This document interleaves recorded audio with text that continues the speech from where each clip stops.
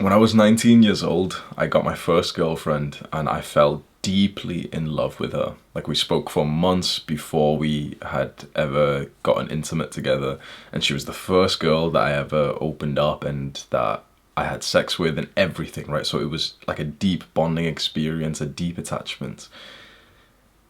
And then I started to get some kind of gut feeling that something was going on. And as a man, even for women, like, you know your gut feeling's never wrong. And I was starting to be filled with anxiety, with these negative thoughts that maybe she's cheating, she is cheating, she is cheating. She's probably with a guy right now. And so I remember a particular day where we lived kind of close to each other, like we were at university, and she was in one student hall's like accommodation building and I was in another. And one day I didn't even text her to say that I was coming. I just walked over to her place, just kind of like almost coping, thinking that, yeah, you know, when I see her, I'll just say like, oh yeah, my text didn't send or something. I said I was coming over or something, but expecting to see something horrible. And the gut feeling was like, I feel it today. I still look back to this moment. I can feel the same pain, and I'm walking towards her place with total anxiety, shallow breath. I walk into her building and I actually get let into like the first part of the building where usually you need like a key fob, but someone was stood outside, so they just pressed it for me. And then I go to her flat where there's like 10 people living and she's got like a room there. And I just knock on and another girl opens it who's like her flatmate, and you know, she recognizes me, so she just lets me in, whatever. And I'm literally right outside of my girlfriend's room and she doesn't know I'm there. And I knock on the door, genuinely expecting there to be another guy in there. And she opens it. She's shocked to see me. And I've got like, you know, this weird kind of, probably this weird awkward personality, because I'm literally expecting to see like another man fucking my girlfriend. And there wasn't. There was no one there. She was kind of shocked to see me because she expected me to like text her first.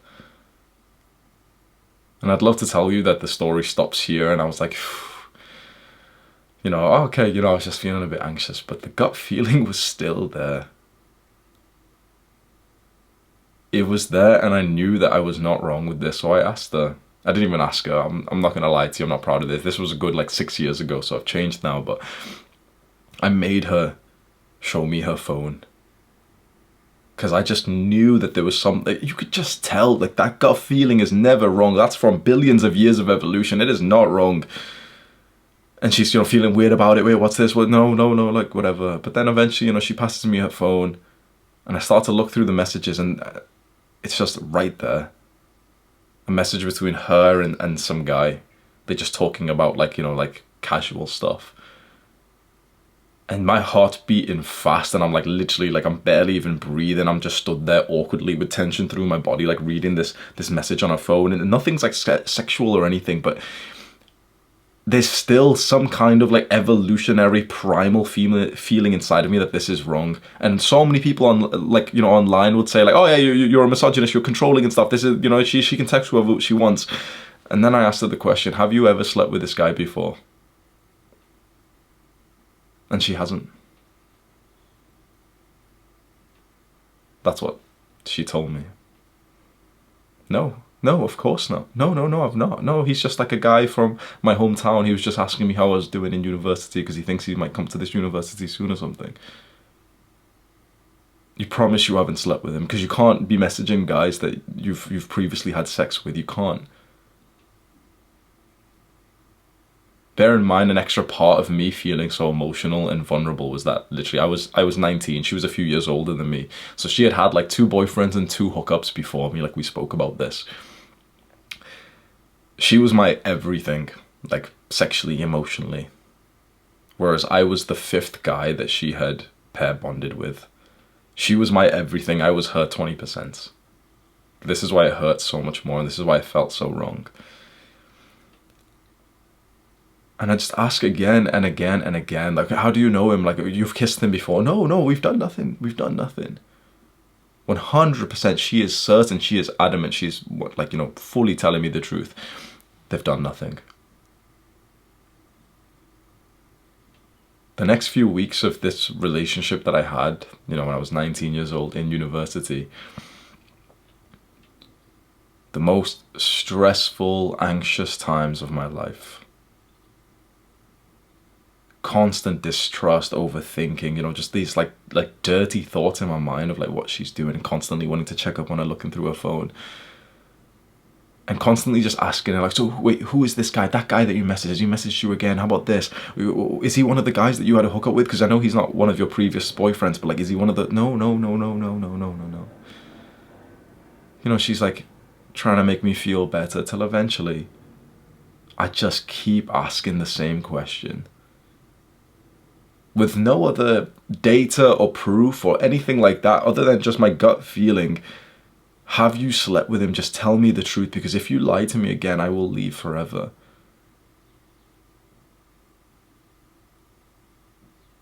And that's when she nods her head and says yes. That gut punch, like that dry throat, literally heart-tearing feeling that I felt then. I remember this was on a video call, and I was here in this house in the garage, in like, we have like a home gym, and I was just sat on the bench, like, you know, almost like literally bullying her into saying like, tell me the truth. I know, like, I can feel it inside. I know that he's someone that you've had sex with before, and you can't, like, you've told me so many times, you've lied so many times. I had no proof of this other than just my gut feeling. You've lied so many times. And just seeing her like sort of head of bow down in shame, and when she told me, I put like my phone like on the video camera like down like this, and I literally had like some kind of like fucking like weird face for a few seconds of total primal pain. Straight afterwards, hung up. I went onto WhatsApp, I blocked her. I went onto iMessage, blocked her. FaceTime, blocked her. Instagram, blocked her. Facebook, blocked her from everything.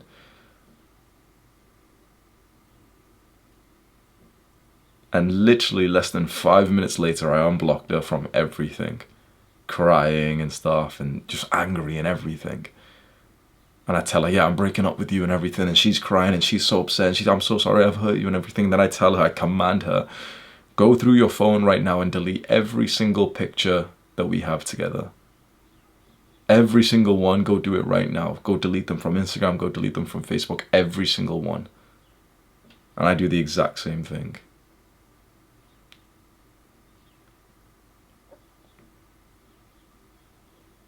My first ever relationship, the first ever woman that I pair bonded with, the first ever woman that I fell in love with, is absolutely zero pictures of us together.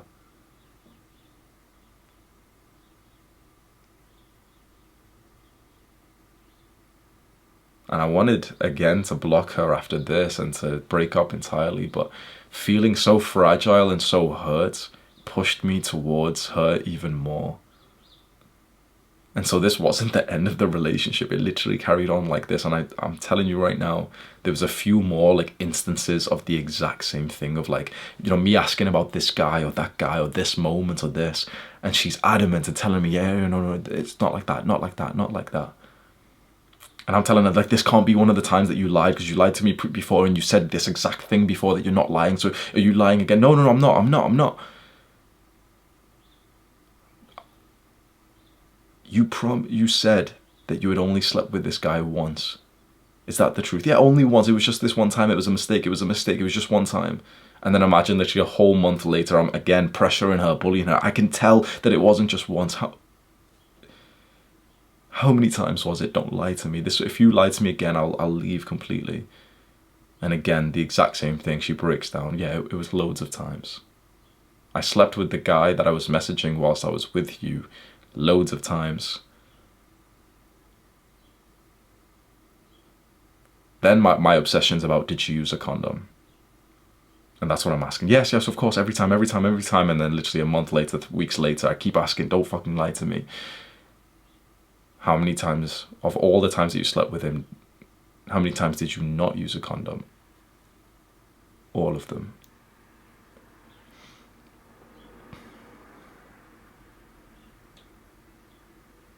I was an absolute wreck through these months when this was happening. And worst of all, the pain of this relationship, of this distrust, of this... it was causing me in a weird way to run towards her because she was my safety, my love at the same time.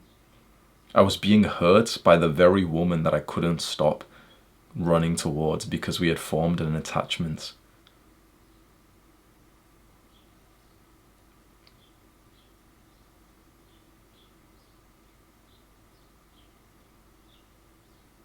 I didn't learn my lesson. I didn't know there was a lesson to be learned, and so a whole 1 year later, this girlfriend's like gone and stuff. Okay, so we broke up and everything's, back to normal. I'm back to being single and stuff. And 1 year later, I fall in love with what goes on to be essentially my second girlfriend. And I still remember this one very particularly. In 2018, on Christmas Day,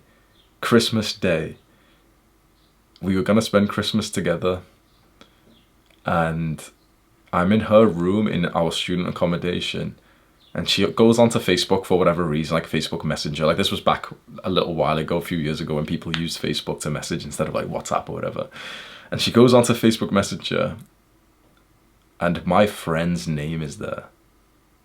I'm not lying to you. My friend's name is there. And that could have been fine. It literally could have just been like, oh, Merry Christmas, okay? Yeah, fair enough, whatever.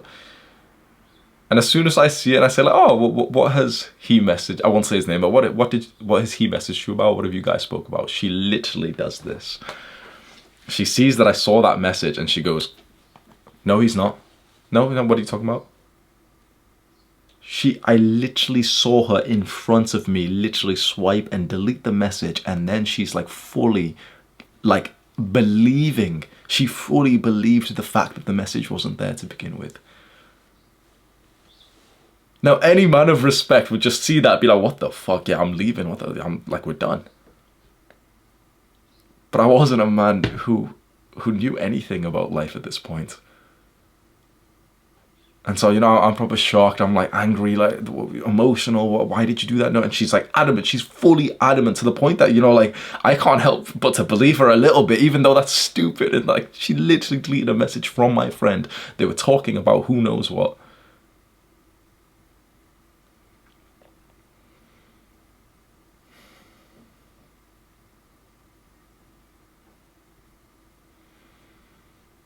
I never trusted her again after this moment, this second girlfriend, right? And we were in 2018.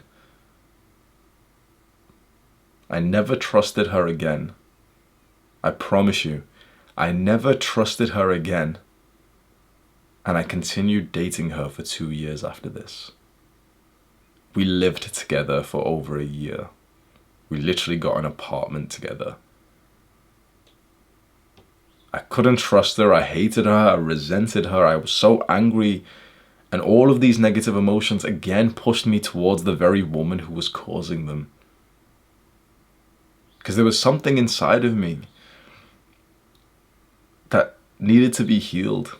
Now, you could hear this story, and lots of men will, and think, yeah, women ain't shit, but I think as a masculine man, it's important that we take 100% responsibility and we look at ourselves. How, in what way was I causing this stuff? How, in what way was I attracting like these kinds of women who were acting like this? And it comes down to something called attachment styles. And if you can understand attachment styles, you'll be able to avoid a lot of heartbreak that I personally went through. And my hope with this is that I've been through some very painful dating experiences that I can look back and almost be shocked at how I went through them without any level of knowledge. My hope is that you can learn from my mistakes so that you can save yourself from some pain and end up like surpassing me in your growth. So I want you to answer some questions right now so that we know this is relevant for you. There's 3 attachment styles, and the one that I'm just going to teach you about is called the anxious attachment style. This whole video will just be about the anxious attachment style because that's what I have. So answer these questions, right? Do you obsessively think about her even when you should focus on other things? Do you worry a lot that she could be cheating, lying, or hiding things behind your back? Maybe she's ready to leave you. Do you want to be as close as possible to her? To spend all day with her? Does it make you feel in some weird way safe to think like What if you just kept her around in your vision 24/7 so that she can't like do anything else? Does that make you like feel kind of safe and secure? Do you feel anxious when she doesn't text back fast enough? And do you often like go a little bit of the craziness and end up looking at like the last online and trying to think, okay, what's she doing? Why is she so slow to reply? Who's she with right now? And you start to like create this mental movie, this story of catastrophic, like she's literally cheating on you, and you'll see like last online. Wait, she was online when I sent my last message, so what's she doing? When there are some problems in the relationship, do you withdraw? Do you like, detach away from her? Do you threaten to leave, almost like how you used to pretend to run away from home when you were a kid? And it's not that you actually wanted to run away. It's not that you actually wanted to break up with her. It's more that you were using this almost as like a fake breakup, fake run away from home to see if they'll run after you because you wanted to confirm that they still care about you. This is one that I do personally a lot. Like the fake, like you break up with them, but in hopes that they run after you to show that they care. Do you want to make them jealous or worried about you so that they'll pay more attention to you? If you can relate to a bunch of these questions, you might be anxiously attached, just like I am. So I mentioned that this guide is going to be on attachment styles. And there's 3 attachment styles. And so your attachment style, we can say, is kind of like your dating personality. And so once you can understand this, like there's 3 styles and like what they're about and, how they cause you to act and think and feel, you'll know so much more about yourself, which is so valuable. The 3 styles that you can have are either secure, anxious, or avoidance. And the one that you have is pretty much entirely made up of how your parents loved you when you were a child, a little baby. How your parents loved you forms your attachment style.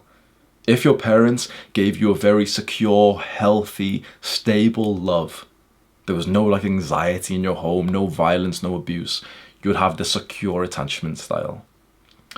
If your parents were quite inconsistent, hostile, aggressive, violent, threatening, abusive, if you saw anxiety in the micro expressions of your mother when she feared the next beating from your father, if you saw the fear of your parents as they went through some turmoil, maybe a war in your country, maybe financial stress, if sometimes your parents weren't around to actually care for you, and so those moments you had to play up and act out and protest and throw your toys out of the pram, the cot, to get their attention, you might be the anxious attachment style.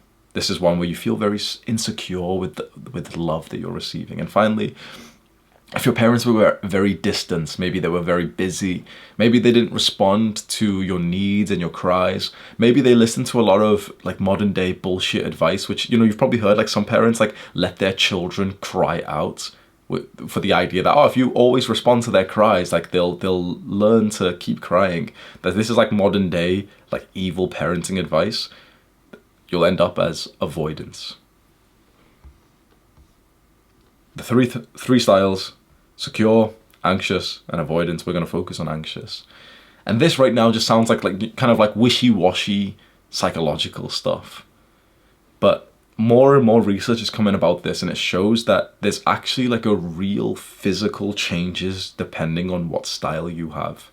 So inside of us, we have a very complex nervous system. You've probably heard before, atomic nervous system, subatomic nervous system, right? And that controls a lot more of what we think and feel than we realize. And our nervous system is actually like formed and even influenced when we're children and through like the love that we go through as a early child.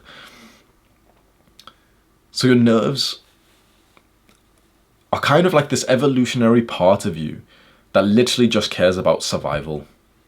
And so inside of us, we have this, very complex nervous system that's setting our lives up with feelings and thoughts. Like literally our thoughts and feelings are generated by our nerves. And it's constantly just looking out to make sure that we're safe and that we're part of the tribe and that we can survive and that hopefully we can eventually go and reproduce. This is like the point of our lives. So our nervous system inside of us is constantly looking out to see if we are safe. And this is just because of evolution, because of course, if we're looking around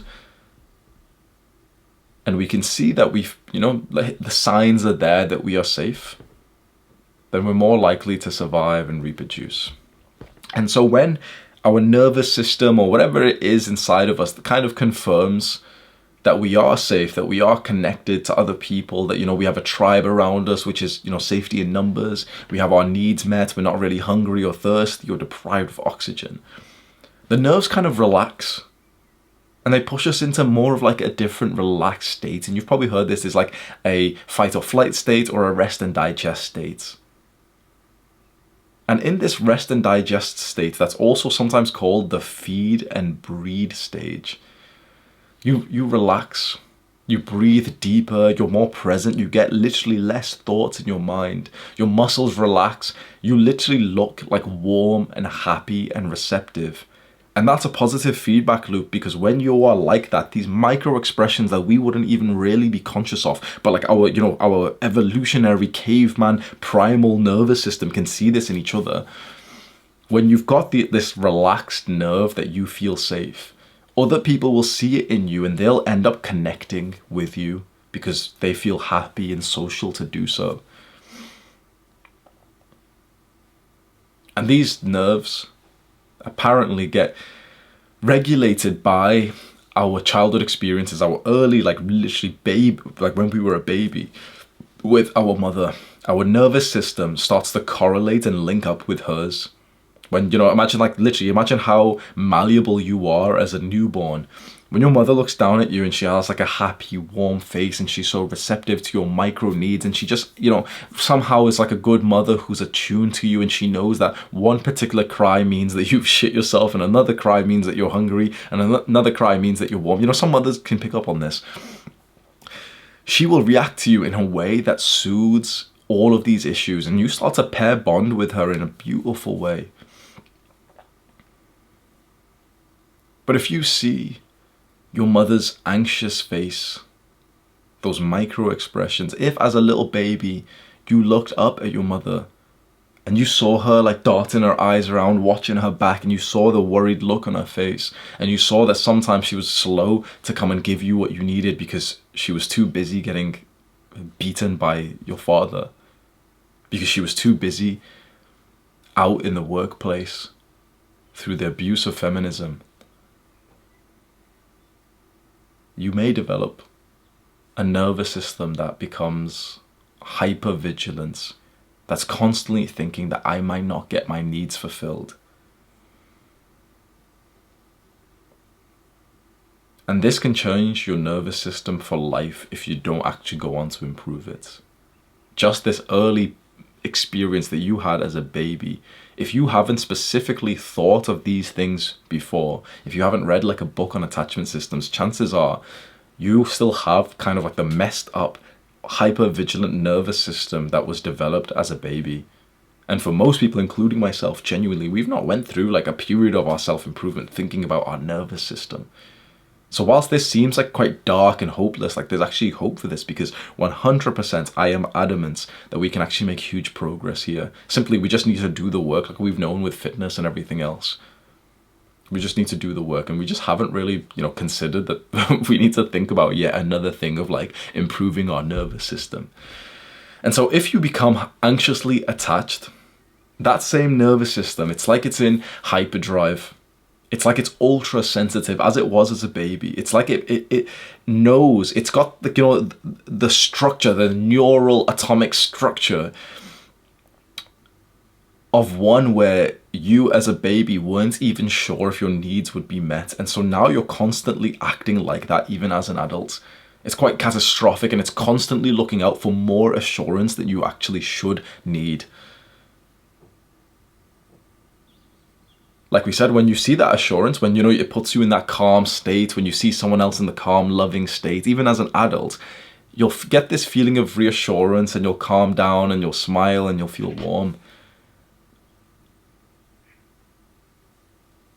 But if your nervous system does get triggered by potential danger, like for example, you look at your family, even as an adult, and you see their cold, unreceptive, anxious, angry faces, and maybe you don't see anyone really happy or warm around you, you'll go into the opposite mode than what we talked about before. Before, you know, when there was positive, warm, happy, loving, safe people around you, you relax. Your micro facial expressions relax in a way that makes people more receptive to you. Your thoughts clear up and everything. But with this, when you're in the anxious mode and then you're further confirmed by the people around you that you should be anxious because they are, because they're violent, because they're abusive, because they're anxious, because your mother's still anxious, because your father's still stressed,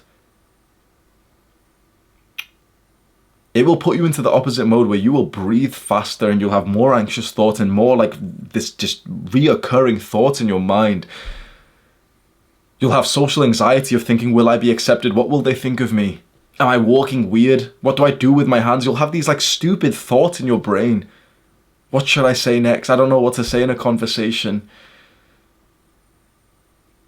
All of your muscles will tense, your shallow breathing, you'll cave your body inwards, you won't breathe like as a masculine man is supposed to, down his front and deep into his belly. And worst of all then, when you're in this hyper-vigilant state, it makes it extremely hard for someone else to connect with you and to calm you down. Because if you can imagine yourself from a third person perspective, when you're in this anxious state, this hyper overdrive state, honestly, you don't look like a good person to be around. Other people are going to kind of see these like random micro expressions, your body language, things that you're not even aware of. The fact that you're overthinking, but you think that, you know, people can't see your thoughts. People can see if you're thinking some weird shit, bro. It appears in your body language. Then someone else who is warm, happy and loving, who could have like, you know, spent time with you and kind of calmed you down, and you see their warm face that would have helped. Well, they're going to see it and actually not feel compelled to come towards you. And now you're the lonely kid in the corridor. You're the one who feels awkward eating his lunch by himself. Now you're the guy who spends all day in his bedroom just working away and not really connecting to anyone else, which is the saddest experience of the human existence.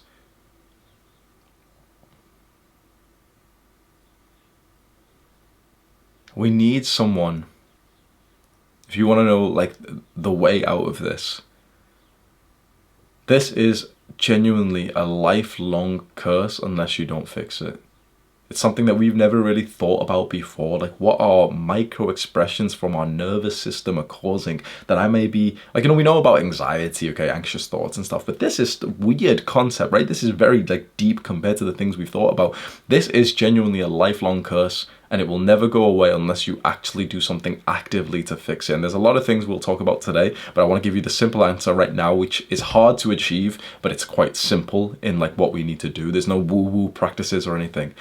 The single greatest thing for your anxious attachment style is to find someone who loves you so much and so relentlessly and fearlessly and so compassionately that their love will penetrate through all of like your anxious nervous system, that they will see you sometimes in your anxious states, in your hyperdrive neurotic state, and they love you so much that they'll still come up to you and embrace you and make you feel warm and loved and secure. And this person who's secure in their own way, who's predictable in a beautiful way, will continuously just keep coming back to you every single time you need it. Just the kind of like, you know, they don't even need to say anything, just the way that they hold you and that they look at you and they talk to you, which will just calm down your nervous system. That's what we need.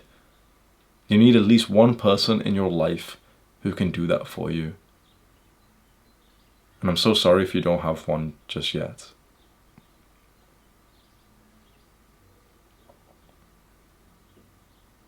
That experience of another person coming in and essentially like saving you from yourself is called co-regulation. Co-regulation. And it is the single greatest gift in my belief that we could give to one another. You know, research shows us that when you give money to people, like, it doesn't actually help them. That a lot of things that we do for each other doesn't actually like help each other. That a lot of experiences that we have don't actually matter. But I think this weird thing called co-regulation, which is when we develop ourselves to be quite warm and secure and trustable and loving and compassionate, and then we can find someone who doesn't really feel like that, maybe because of childhood experiences. And we can just relentlessly just keep giving them the love that they need so that they can feel like regulated and a part of the tribe. There's a study that I found interesting about this. It was from the University of Illinois. Illinois. I don't know how you say it. University, some university, I don't know. And they played a kind of like a movie of like a face that morphs using, CGI or something into an expression of anger or, some kind of emotional expression. So the face starts like normal, just blank, and then it goes slowly like morphs in to anger over a few seconds. And participants are just asked to kind of like press a buzzer or, kind of say when they realize, okay, it's changing faces. People with an anxious attachment style, they jumped to conclusions. They answered way faster, but oftentimes they were wrong. So what it is, if you've got an anxious attachment style, you're just more jumpy. You're more sensitive to like micro social cues, right? It's something obvious is like, someone literally coming at you and punching you or someone shouting at you. That's a huge thing and that's obvious and everyone kind of gets that, right? If someone literally is being aggressive towards you, almost no one is wrong in their interpretation for that aggression. You no matter what language you speak, no matter even if you have a learning disability, we know what aggressive faces look like. But for the micro expressions of like, the small changes in someone's face, this is what anxious attachment style people, they pick up on, usually wrongly, because since we're so sensitive and our nervous system is in overdrive, constantly looking out, it's like we'll pick up on the smallest things too early, and often we'll start to feed into the narrative. Like, we'll see this this movie of this face getting angry, and from the start we'll think, yeah, it's angry at me, I've got to protect myself, it's angry at me because of this thing, but I'm angry at him because he did this thing last year. And like, we jump into this and suddenly we're in this deep mental, like this feedback loop from hell where we've jumped to conclusions and then we start to feed it in.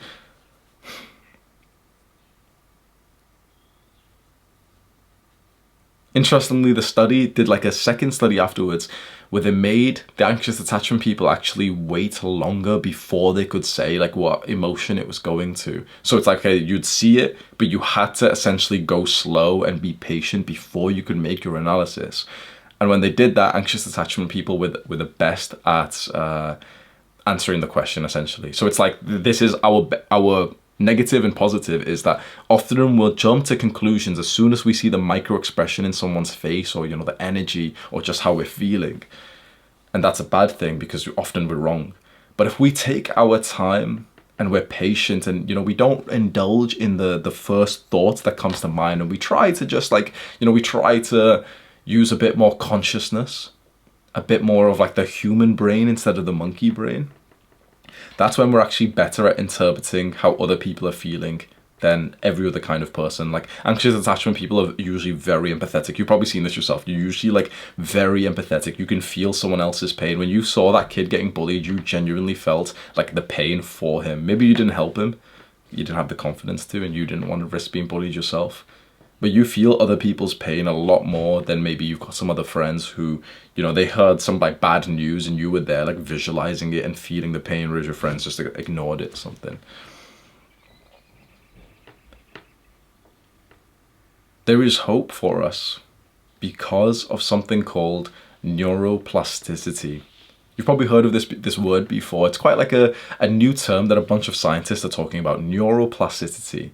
And essentially what it means is that our brain can keep making new patterns and essentially just keep learning for the rest of our lives. This is somewhat new to realize, but like 100 years ago, people thought your brain just kind of stopped learning and forming new ideas and everything at like age 25. Like a lot of people just had that like limiting belief. These days, we genuinely know, it's common sense now, but it's like your brain can keep learning and forming new neural pathways and attachments and everything. So essentially, like if we start to train ourselves to be securely attached, the neuroplasticity neurons, whatever, will start to form that eventually we will actually have like this pathway that our brain will start to follow. Like it'll be hard at first. It's kind of like clearing your driveway of snow. We don't really do that in the UK, but imagine you've got to clear your driveway of snow. The first time you do is really hard, but then after that you can keep using the same pathway, and the more you use it, the easier it is. The issue is we've used the pathway of anxiety for most of our lives, and so it's very easy and natural to go there, but we can start to create the pathway of secure, healthy attachments. And the more that we do that, the more that we think about it, the more that we obsess over it, the more that we have the opportunities to, the more that we remember it, the more that we actually do it and we commit ourselves to it, and then we experience some kind of discomfort by doing it and some pain and some sacrifice. the more easier it will be.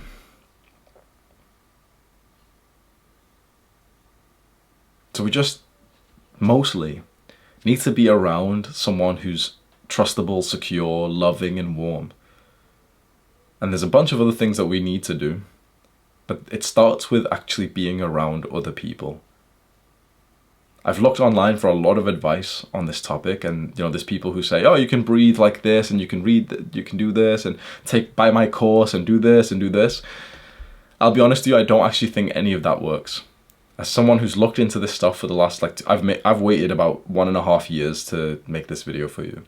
I'm telling you right now that one day with the right kind of person who is loving and secure and who makes you feel like you can be honest with them, one day with a person like that is worth reading 50 books on this topic. It's not even close. What we need is other people. This issue was caused because of other people, our parents, our mother, our primary caregiver, and it will be resolved with other people. I don't think this is something that you can do alone.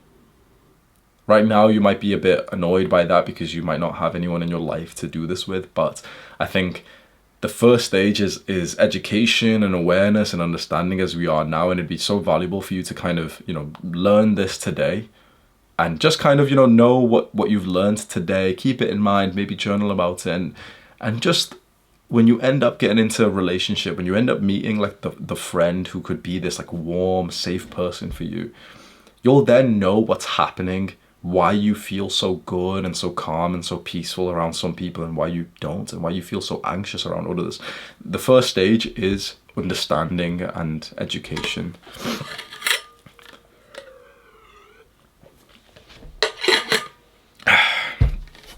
So when we are around other people, our nervous system is just constantly analyzing what's happening, and it's constantly just asking, am I safe? Will they betray me? Will they kick me out of the tribe? In the modern day, I don't think we think enough about like our primal tendencies, our natural tendencies. I don't think our brain, our body, scratch that. I don't think our brain and nervous system, our body has, but that's something else interesting, which is our brain and our nervous system hasn't actually evolved for a long time. We pretty much still have the same brain and nervous system as our caveman ancestors. And they were thinking about the tribe. They were like, imagine like a cave woman. She's got to feel a little bit anxious and got to be looking out to make sure that the caveman's not going to leave her, because it genuinely means death otherwise. In the modern day, if you and your friend stop being friends, it doesn't mean death anymore. It doesn't mean that you're going to starve anymore, but it feels like that.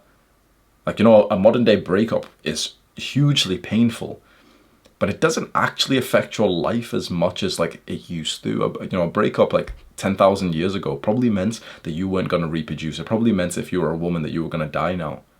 You're going to be left alone.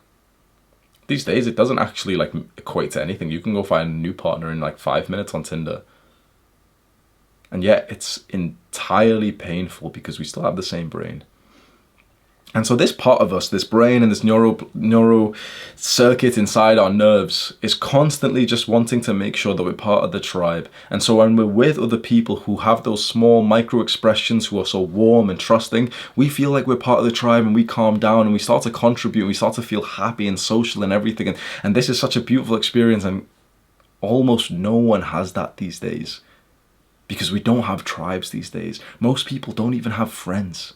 Literally, like on average, most people literally have 1 or 2 friends, and often they're not even like actually good friends with those people. They're not actually like even close with them. If you can't tell your friend that you feel anxious, if you can't hug your friend, they're not actually your friend. They're just people that you play video games with.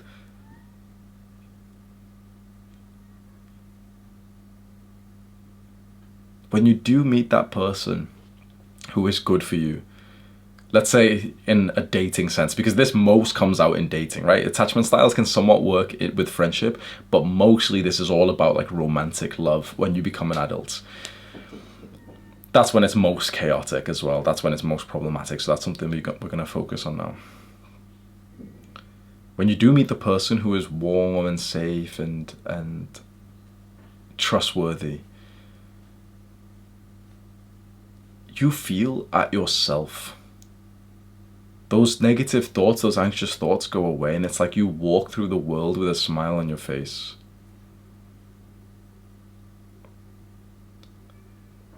But of course, with relationships and, you know, the dynamic of just having another person in your life, things can happen, like negative things and conflicts and distance can occur. So I want you to imagine right now that you have this anxious attachment style and you get into a relationship with a girl who, you know, it's really hype, you've been dating and everything. There'll be a moment where you feel a little bit anxious for whatever reason. Maybe you can't even acknowledge that it's, you know, this anxious attachment style. And the number one thing that you'll want to do at the first instance of feeling anxious is that you'll want to get close to your partner. You'll want to get close to someone else and get reassurance from their micro expressions, their body language, from their like warm, compassionate love, that you're still loved, that you're still safe. This is the first thing that you'll want. Wanting this is called activating strategies. So this is when you activate your anxious attachment style and you just want to like feel the love again because you don't feel totally safe. When you've got an anxious attachment style, you'll go through this a lot more and a lot faster than people who have got like a secure style. And so there's a few things that will be quite normal, which is like you'll think about them, you'll miss them, you'll remember only their good qualities, and you'll think that they're the one, and you'll, you know, get so many memories and everything. And this is you like yearning for closeness, yearning for attachment, yearning just for the reassurance that you're still safe and loved. And so if your partner, when you feel this, and hopefully you're able to communicate it with them, which is one of the largest parts about this, anxious attachment people aren't usually good at communicating this. But let's say, you know, you have, if your partner then responds with what you needed, which was just love and reassurance, then it's like you calm back down, your anxious attachment system's been deactivated, and you just kind of like calm back down, you feel really good, and you can go focus on work, you can go focus on everything else. But if, for example, they're not really there for you, they're busy at work, she's busy, she's not replying or something, and she might find it a bit weird that you need this, a bit sad, a bit lame, or she might not want to give this to you, she might feel a bit distant herself. That's when they'll get a little bit more triggered. So if this activating strategy doesn't work, you become a lot more worried than before. Before it was like, you know, you yearned for closeness. If you try to get that closeness and your partner doesn't really give it to you, and you can replace like partner for friend or family or whatever, but you know, this is mostly in a dating sense, you may go into what's called protest behavior.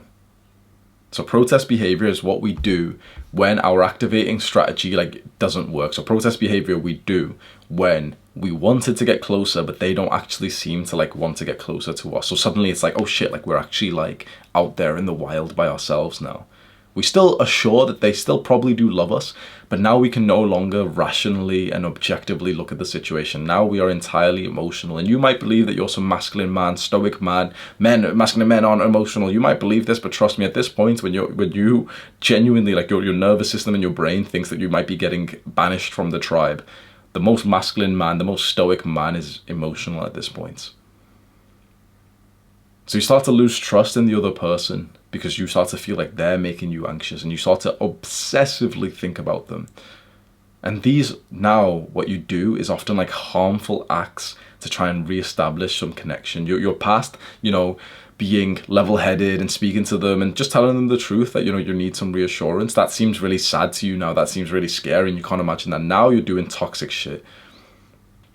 For me, personally, at this point, you know, when I really, really need that level of closeness, and obviously, like, you know, we've done this before without actually having these thoughts in our mind. We've just kind of like done it for some reason. You know, you just almost automatically act how your childhood has made you act as an adult. Honestly, most people are quite AFK, like they're just playing the game on like automation mode. And so for me, my protest behavior is often about withdrawing. So when there's like issues in a relationship and I want to get closer to her, but it doesn't seem like she wants to, or I don't even have the confidence to kind of tell her, or the, you know, the honesty or authenticity to tell her that I want to get closer to her because I don't think she'll understand, or whatever, she'll think it's gay, or, you know what I mean?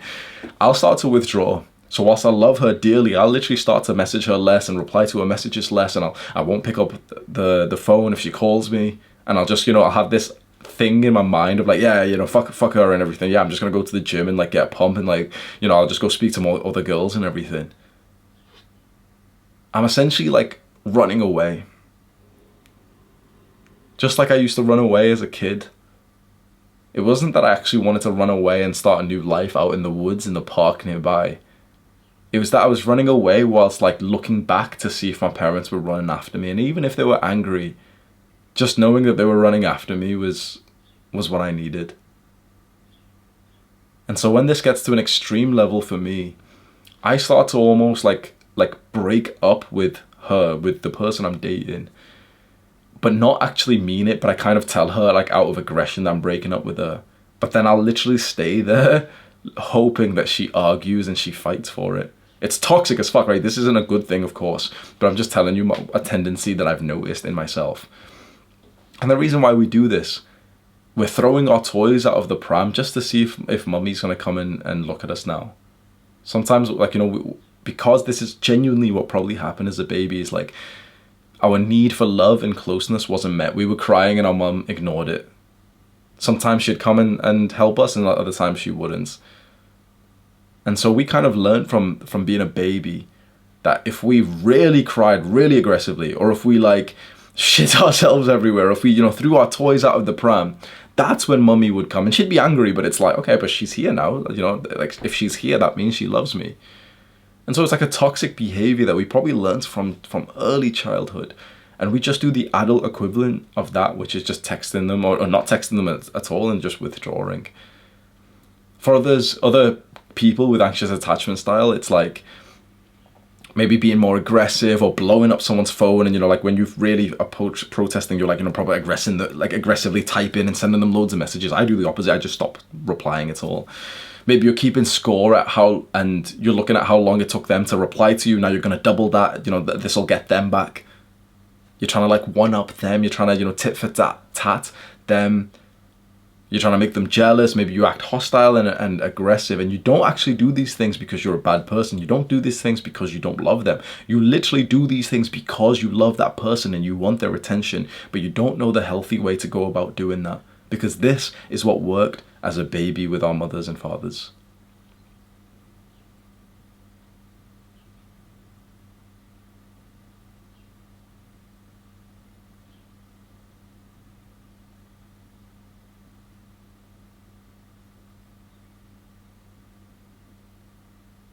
So far, this seems very like hopeless, and you might be a little bit triggered by watching this. You might feel like actually quite negative, and you might be getting like a bunch of emotions inside of you. And if you are, we can take a deep breath together. Just follow my hand, yeah. Inhale. Exhale. On the next breath, really force it into your stomach.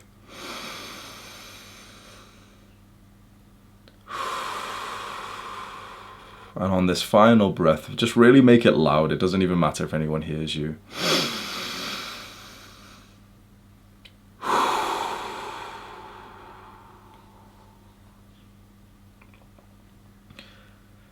Just remember that this is something that we're going through together. I think, you know, the beautiful thing that I see about the work that I do is that I don't see myself as like a normal teacher that I used to have in school, you know, the overworked teacher who just has to follow the curriculum or anything. I'm simply a student I'm just following my own interests and my own self-improvement, and then every time I make a video, it's literally just to teach you what I've recently learned. And so genuinely, like, we're actually going through the same thing. So trust me, like that feeling you feel inside of you right now, I've had it for the past few weeks. It's on and off because like the more, I'll tell you this, right? The more that you look into this stuff, like you're watching this video, you're going to see this concept of attachment styles, anxious attachment style everywhere now. You're going to feel it, everything. But if you don't really put in the work for this, and if you stop kind of learning about this, you'll find that, you know, within a few days or a week, you stop thinking about this and just whatever, you know, you made a little bit of progress, you're going to act like a little bit more secure or something, and that's it. And it'll just like drop off your mind. Like, you know, like literally an hour before this video, you weren't sat there thinking about anxious attachment style or childhood wounds or anything, were you, right? And so it's happened to me before where I'll be reading a book on this topic, which I'll tell you some books in a second, but I'll be reading a book on this topic and I'll start to go through like the flood of emotions and realizations and memories of like how it's relevant just recently. And it's not that, you know, it's just now relevant. It's that this stuff has been relevant literally 24/7 for us, but it's just that we weren't really aware of it. So I urge you that even though you feel uncomfortable right now, you see this, like, you know, this horrible feeling that you have inside of you right now, see that as similar to the muscle soreness that you get after you hit like a really good workout. Like, this is the feeling of growth. And I promise you that, you know, the first time a beginner goes to the gym, sometimes the soreness they get is brutal. And sometimes the second time they go, like, they can't even imagine still doing it because it's so brutally sore. Like, my chest used to get so sore when I first started going to the gym. But then after 2-3 weeks, it's like, it's just there. You don't really get sore anymore. You only really get sore when you stop doing it and then you start again. So you're sore, you know, in the equivalent right now. Just don't stop training this muscle. Just keep something like this in mind, because this, I promise you, from all of the research I've ever looked into, from all the communities I've ever been in, the red pill and everything like that, I'm telling you that what we're discussing today is genuinely the path, the real path to success when it comes to relationships, honestly. If you've watched my videos for a while, you know that I was literally, I turned into a man because of the red pill. When I was 17 years old and I was like in that community. And if I'm telling you right now that this is pretty much better than the red pill, you should probably take this quite seriously. Do not say that lightly. The red pill was a community for me. It was on Reddit, like this subreddit, like, you know, this forum page that I genuinely spent every single day for years committing myself to, and it changed my life forever. I am only here today because of that community. And if I'm telling you that this, what we're talking about here, is actually more important than what we learned in the red pill, take it seriously. And there's going to be a point when I had a paradigm shift, and you will too, when you realize that this is literally the way to like a long-term, happy, loving relationship. And we may have been led astray in some areas. One thing it'd be really valuable for you to think about and acknowledge is that often we live a life where we are quite AFK, like we're just living, you know, the automated life where we're not very conscious of our decisions. And so far, just before you watch this video, you thought you were acting with intention and, you know, autonomy, with control over your life. But you're probably able to relate. You know, so far you've probably had some memories where you've been like the anxious attachment style person in a relationship without even knowing that this was a thing. So I think it's just valuable for you to know, like, you can act and be a certain kind of person without knowing that you're only like that because of your childhood experiences. It's just something interesting to think, like, we're not as in control of our actions and emotions and stuff as we think we are, because every few months you're probably uncovering like some deep rooted stuff in you, like, you know, psychological trauma and all this, and you're realizing how much of that has shaped your adult experiences that you had no idea of. And this is just one more of those things. And again, it's very hard to go down this path, but so much growth comes from this.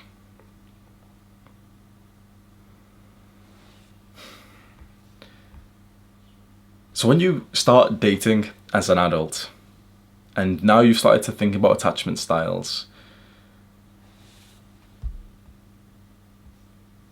you'll look online for dating advice.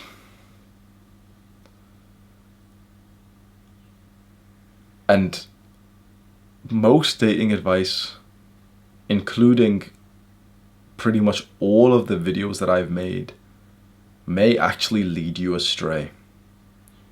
Especially if you're a young man, especially if you're in this space where you're watching my videos, and you probably know what the red pill is, or you've heard of it. You probably watch like Andrew Tate and everything. Most of that dating advice will actually lead you astray if your goal is to get into like a loving relationship. Because most of the dating advice online focuses on only one thing, which is just attraction. The top 7 ways to get girls. Here's how to text a girl to make her more likely to reply back to you. The issue with this kind of content, which I have literally produced hundreds of videos like that, is that it will make you more successful at getting a more quantity of girls. Like literally the way to get the most girls is for you to act avoidant, for you to act, you know, distant, to not reply to her messages, to even act like a bit of an asshole and everything, and, you know, to be on Tinder, and you'll meet a woman faster. You'll have sex with more women if you follow this advice of, like, you know, the normal advice online. But every guy's giving this advice of, like, yeah, like, act like the Chad and everything, right? But an issue with that is that you're not actually being who you truly are. And so you start to attract the kind of women who aren't even into the real you. I know this sounds like a meme, but the advice of, like, just be yourself when it comes to dating, it's like you eventually, once you've, like, improved yourself so much and you've, like, experienced so much of life, you realize that that's actually the most based advice out there. Now, do not be content with being lazy. As a young man, you should be ambitious. You should be working very hard to goals, right? You should not be content with being broke or being unsuccessful. You should strive for more. It's the masculine desire for more. Always do that. But when it comes to then essentially cashing out who you are in the dating market, acting like more of a Chad and taking a longer time to reply to her messages than you actually wanted to, and, like, not meeting her again for a little while because it's going to make you look cooler. These tactics that you have seen in every single online video, in my videos, in other self-improvement creator videos, in Red Pill videos from Andrew Tate, all of this advice is actually going to lead you astray, because it's making you pretend that you're someone that you're not. In a real relationship, if you want, like, an actual loving, secure relationship where this woman will actually just fully calm your nervous system down to the point that you forget that you have this anxious attachment style, it comes, honestly, from just being 100% genuine and authentic and real to who you are. Again, a quick disclaimer, this does not mean that you should be fine with being a chump, being broke. You should set big goals. You should aim to make a fortune. You should aim to build a physique that you're really proud of. But when it comes to what you want from love and a relationship, you should be 100% honest with that. Oftentimes in the modern day, it's so cool to act like you're cold to the other person. I'm from the UK, and so the dating scene here is very cold. It's a race to the bottom of who can care less about the other person. It's a race that who can be less emotionally invested. And guess what? You know, I thought all these negative things, and I realized, well, that's because I'm playing that game too. Most people are playing this game where they're, like, too cool to attach and to build a real connection with each other. And so people like me, like previous me, I'll go and use Tinder and stuff, and I'll post, like, a fuckboy picture, and I'll get, like, a lot of matches from doing that, and I'll meet girls, and I literally won't message them after I've slept with them, and knowing that makes them even more into me, and that now I've got them, and this is, like, the area of control. And eventually you fall in love with one of these girls that you've been acting like this, and then she makes you anxious because you're no longer, like, you know, feeling secure with the kind of girl who was hooking up with guys from Tinder, who was matching guys who were showing their abs and stuff, and you can't be honest with her now. When it comes to dating, to get into a real long-term secure relationship, you should be who you are 100% honestly from the start, which sounds so just different from the advice that you've heard. If you just follow along with me, I'm sure that I'll give you some more, like, bits of understanding. If she's unattracted to this 100% real version of you, because there's going to be a lot of women that you meet, and if you started to say, like, oh yeah, you know, like, sometimes I feel a bit anxious and I want, like, lots of reassurance in a relationship, I want a close relationship, we couldn't even imagine being that honest in a relationship, because it just seems, like, sad. It seems, like, unattractive that girls are going to hear that. Like, you can imagine some, like, party girl thinking that, oh, that's just weird, because she's used to fucking guys who leave her on red after they've had sex. That's why, like, so if you're scared of unattracting the kind of girl who's on Tinder all the time, who's going, like, fucking guys that she meets on, like, nightclubs and stuff, by you being honest about the kind of person that you actually are, that you want, like, a strong, stable relationship. You want a woman who is your peace. You want a woman who is the wind on your back whilst you achieve massive goals. And a girl thinks that's, like, you know, weird, and she ends up not speaking to you anymore, and then you're like, oh damn, see, Hamza, the advice didn't work. If I just acted like a Chad, and I just acted really cold towards her, then she would have been into me. Well, yeah, she would have slept with you, but bro, those type of girls are sleeping with everyone else. I used to think that was, like, the success of the dating market, was just sleeping with the kind of girls who were on Tinder and nightclubs. And you realize, bro, that's, like, level 1 Like the more ambitious thing is to get like a really high quality woman who literally like makes you more productive, who makes you more successful. That level one is just sleeping with some girl who's sleeping with other guys. It's like that. It's not hard to do. There's a lot of guys who still want to get to this level and they struggle and stuff, and they're watching all these dating videos that I've made personally. But this level's not hard to achieve. If you're an ambitious guy, you should want something more than this. This is just sex, but it's like it's sex with the worst kind of people, because these people are literally brain dead, and like she's already pair bonded with 50 guys in the last like 2 years, and so have you. So you break your soul. The more ambitious thing is you want a high quality woman who you still have awesome or even better sex with anyway. Be more ambitious than the entry level shit of just trying to attract as many girls as possible. And a lot of them are just low quality. That you can attract some hot girls and they're literally not good to be around, because if she's hot and you've brought her into your life and you've slept with her, it feels awesome until you see the reality of it is like, okay, you're trying, then eventually you fall for her a little bit. And then you feel anxious about her because she still goes out to parties, because she still has those old friends, because she's still texting the same guys that she used to fuck, that she might be still fucking. It's like, so to sacrifice these girls who would find it cringe for you to like, openly communicate what you want out of a relationship. To sacrifice these girls it's a valuable sacrifice.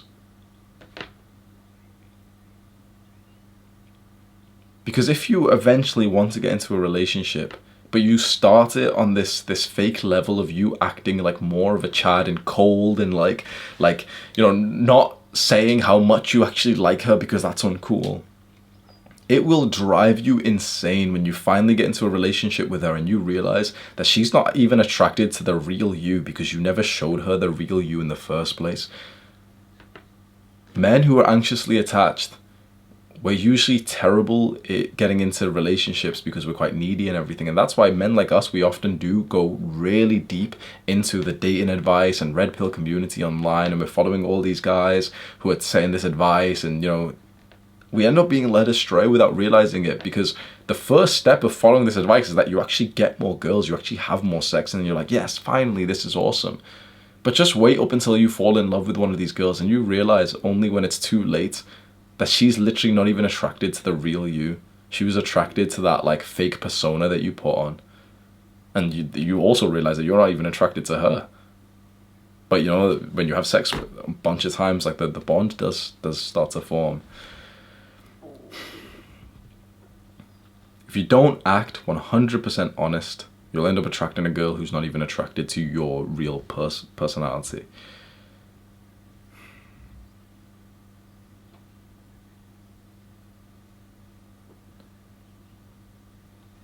Acknowledge that you want closeness. So in the modern dating game, which is a game that people play, it's like this game to be less invested into each other, to be more avoidant than the other person. That makes you more desirable to a lot of women, but all of those women are lower quality. And by playing the game, you're also proving to everyone that you're low quality. And this is the most interesting part. I promise you this. This is something that none of the red pill guys will ever say. By playing this game of pretending to be like the avoidant, cold guy, the aloof guy who takes a while to reply and everything, you will actually unattract the high quality women who are securely attached and they want someone who's on the same page as them. Like the secure, healthy women will literally like start talking about like long-term relationship. They'll ask you if you want kids and stuff on the first date, if they're even single to begin with. Like, the secure women, literally, they're usually not, like, sometimes they do go onto dating apps. It's just, like, people say, like, oh, you'll never meet a good woman on dating apps. I slightly disagree, because I do think that pretty much most people use dating apps these days, even include, I can imagine, like a good woman, let's say she's literally only ever had, like, one boyfriend before. I can imagine that she still ends up downloading, like, Bumble, just that, because it's, like, some of her friends have mentioned it, she's heard about it, and it's just, like, yeah, she's just kind of seeing it.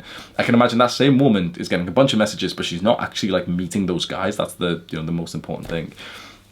But if you play this game of pretending to be like this avoidant personality, instead of showing that you are, you're a guy who wants a lot of closeness and security and reassurance and consistent, predictable, safe love, we're afraid of showing that because we know that a lot of girls would be absolutely like revolted by it.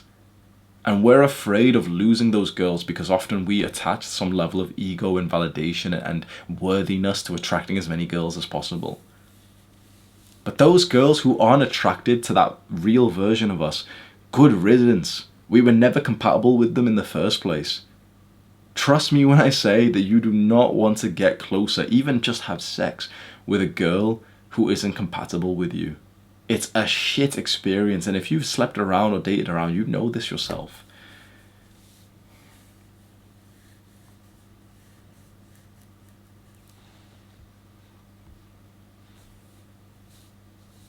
I'll continue on this point for some parts of this video, but I just want to wrap this little part up of just be authentic. Again, this does not mean, I need to say this because I know for a fact some people are going to say, like, oh, Hamza's turned blue pill. I'm not blue pill. This is not an excuse for you to be a Jeffrey and to be lazy. You should still be an incredibly high value man. But when it comes to what you want from a relationship, be totally honest and think to yourself, yeah, you know what? I feel quite, like, honestly, like, just say it to yourself, no one else, right? I honestly do feel quite anxious. If I date a girl who goes to a lot of parties, I would feel kind of anxious and like weird. Like, I'd be scared that she's probably hooking up with guys. And even if she's not even fully cheating, she's probably getting guys like flirting with her, and she's probably like laughing and enjoying herself with other guys. I don't want that. Have the honesty to just say that. I think that this is the more confident thing to do. And again, there's going to be men and women who look at us being honest here and think that this is cringe or uncomfortable. But fuck them, they're all the ones who are genuinely like broken to begin with. The avoidant style people who think it's like, you know, they get into a relationship and literally don't even like each other. What is the point of that? If you're watching this now and you're kind of uninterested and you're thinking, oh, but like, you know, but Hamza's saying if I do this other thing, I could have more sex with girls, but I probably just do that because I just want to have sex. There's a video that I've just recently posted to this channel, which you might be interested in, which is called Reject Degeneracy and Embrace God. Just maybe consider that. If you're like watching this right now and you're thinking, oh, but like, I just want to do whatever's going to get me laid as fast as possible, consider that. If you're watching this now, I'm assuming that you actually are beginning to realize the value of having like essentially like a wife, like a really good, and I'm not talking like, you know, oftentimes in the red pill again, it's like, yeah, don't marry, you know, women are all thoughts and stuff. The thing is, well, yes, for you, you're the men that you hear who are saying like, oh yeah, women are all low quality. It's like, well, yeah, because you're the low quality guy. You're the guy acting avoidant. You're the guy acting like a fuckboy. You're the guy acting like with this cold sense that now you're only attracting the broken women who are attracted to that version of you. The thing is, 100% the foundation is developing yourself as a man. You should become very wealthy. You should become successful and fit and attractive and everything, right? You should be very confident and have like an awesome business or career and purpose and everything, right? These are like absolutely non-negotiables, no matter what like dating method you want to follow. But then after that, the issue with the red pill degenerate mode is that you start to believe that the women are all shit and degenerate and everything because you're attracting those women because you are that kind of guy.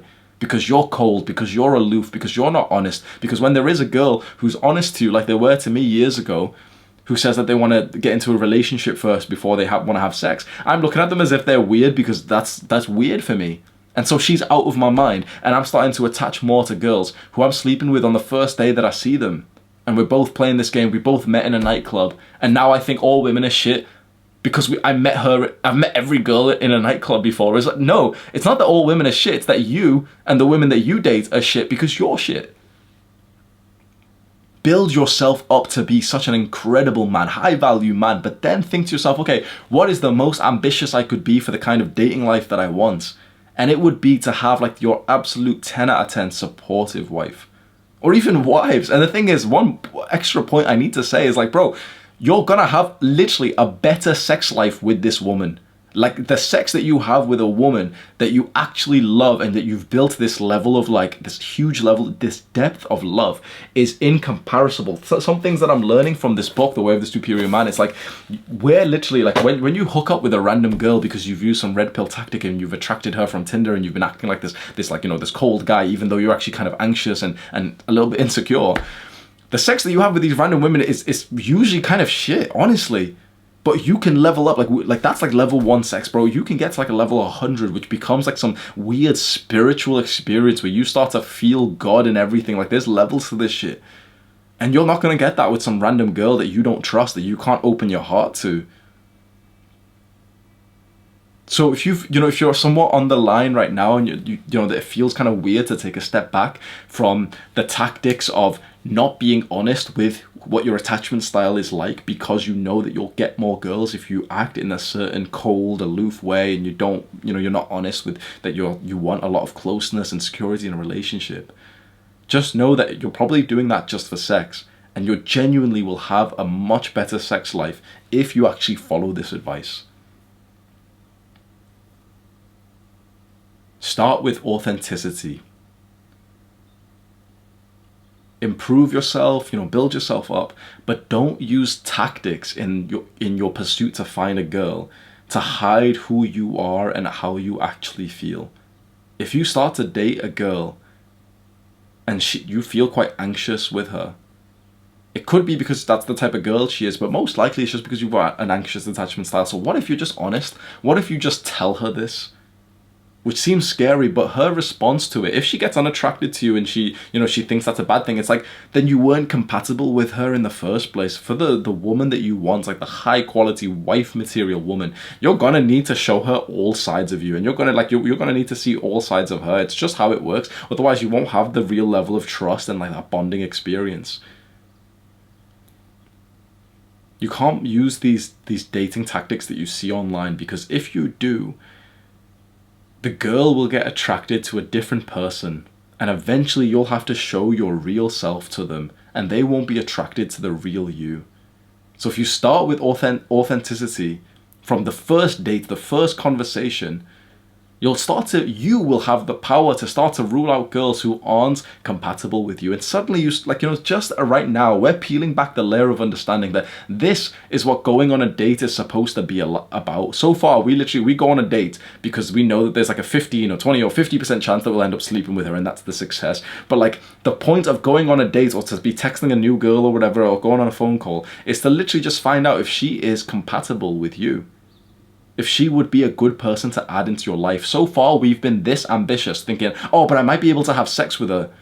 Sure, that this is what the majority of guys want, but the thing is, we're no longer part of the 99% of guys who just want this level of ambition. We want everything. We want this, which is that, sure, yeah, we will have sex with her, but we want to make sure that she's good for our lives, that we literally run towards our goals faster because she's in our lives.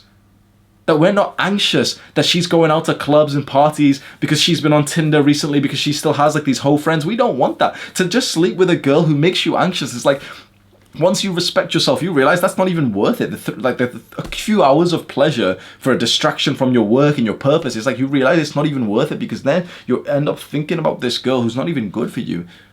You need to convey this from literally the start and be fearless. To think to yourself, okay, imagine going on a first date with a girl, and not in a weird way saying it, but just kind of like openly thinking to yourself, are we going to be compatible? Because I really need a woman who's upfront and good at communicating, who I could literally say to her, like, I feel anxious right now. And if you're dating some kind of party girl, she's probably not going to do this for you. So you need to have the confidence to do something which is called effective communication.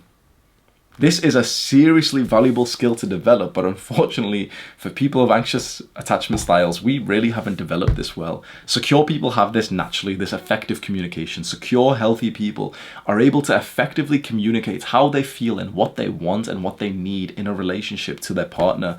We're scared to do that because of two things. One, we're just anxious, so that's just worse. But two, because we're anxious, we often have fallen into like these communities online which have told us not to act like this, because you will attract more girls if you don't act like this. But again, attracting more girls who aren't even right for you, who are a distraction and make you anxious, isn't a good thing. So we're scared to do this. We haven't developed this skill before.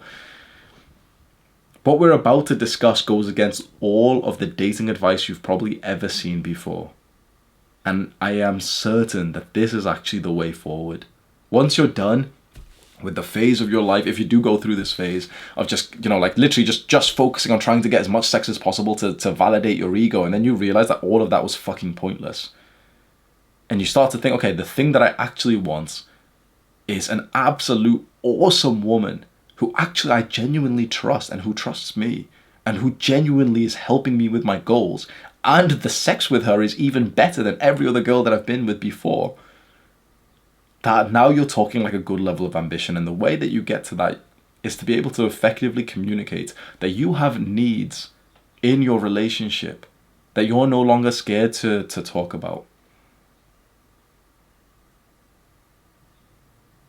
For example, some of your needs is like your need for reassurance. You need to feel like you're loved and safe probably every single day. You need your partner to, for example, know that you actually do have an anxious attachment style, and most of the time, whenever there's some kind of issue, or even a lot of times when there's no issue, that your nervous system and brain's gonna jump to conclusions and make you feel really anxious and scared. You should date a partner who knows this about you, but who is gonna be that warm, loving, predictable person who's gonna fearlessly, compassionately keep loving you anyway. Imagine having a wife who literally is genuinely more attracted to you because she knows this about you. And now she feels special, like she loves the fact that she can be this woman for you. This is when we're getting to a level of like love and relationships that we didn't even ever consider before, because we fell down the degenerate path of like thinking about casual sex and everything, thinking that was successful. But I think this is the real success. Secure people knew this from the start, so maybe there's someone secure watching this saying like, he's literally just talking about a relationship. But like for us, relationships have often been more about games and like being someone that you're not, trying to like attract them by pretending to by acting a certain way, which wasn't how you actually wanted to act, but it's what you've been told is more effective at like attracting a girl. This sounds so weird, but genuinely, the advice of just be yourself when it comes to a relationship is phenomenal. But it's like a bell curve. Like when you first hear the advice, it's terrible because you can be, convinced, okay, just be myself. Well, I'm a video gamer, that I'm a nerd, I'm needy, I'm all this.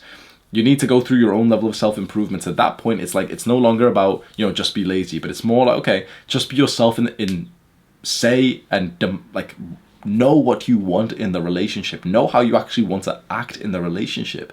And the idea is to no longer feel upset if, for example, there's a girl who like rejects you. If there's a girl that, you're honest with your needs and you communicate this. To no longer be upset if like there is a girl who just kind of disappears, because it simply just means you weren't compatible. We were trying to hold on to as much love as possible, so we always saw it as a bad thing when there was a girl who kind of got away. But the idea is that if you can start from the beginning to display the kind of man that you are. Like I even had I'm not going to do this because I'm happy as where I am, but like I even had a thought that if I was going to use like Tinder or something right now, maybe this is advice for you if you do want to use online dating, I would honestly write something about this in my bio. Like I think of the times when I used to use Tinder and my profile was just pure fuckboy, and I literally just used it to meet girls and sleep with them on the first night and never speak to them again, or until they messaged me like 3 days later and I'd ignore it for a week, then I'd message them, and like it's just this.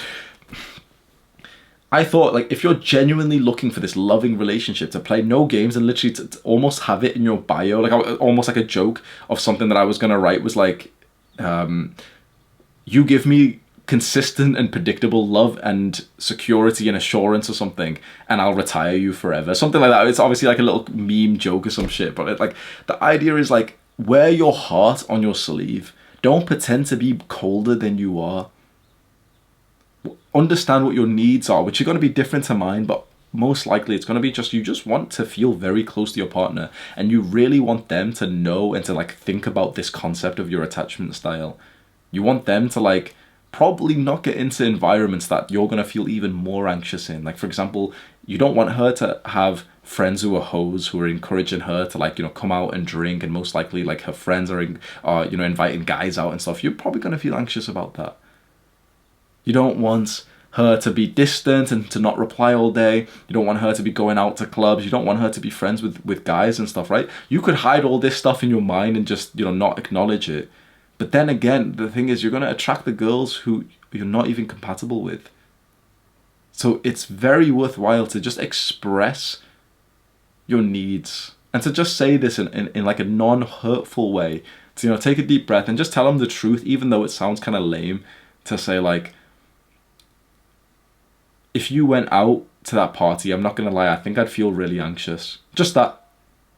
and just see how they reply. And this is scary to do, because you're thinking right now, like, they're gonna think I'm a chump or something. But how she replies will tell you whether or not she was gonna be this woman that you should actually have in your life. If she finds it weird and then she goes to the party anyway and you're there anxious as fuck, it's like, bro, trust me, she's not right for you. So even though your relationship might have taken a hit because now you've opened up to her, it's like, she wasn't right for you in the first place. But if she hears that and she's like, oh my god, yeah, you're so right actually, like, why don't you just come to the party with me?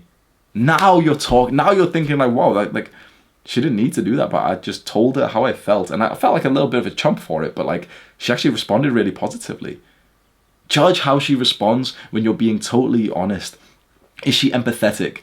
Does she make improvements and really try to give you what you need?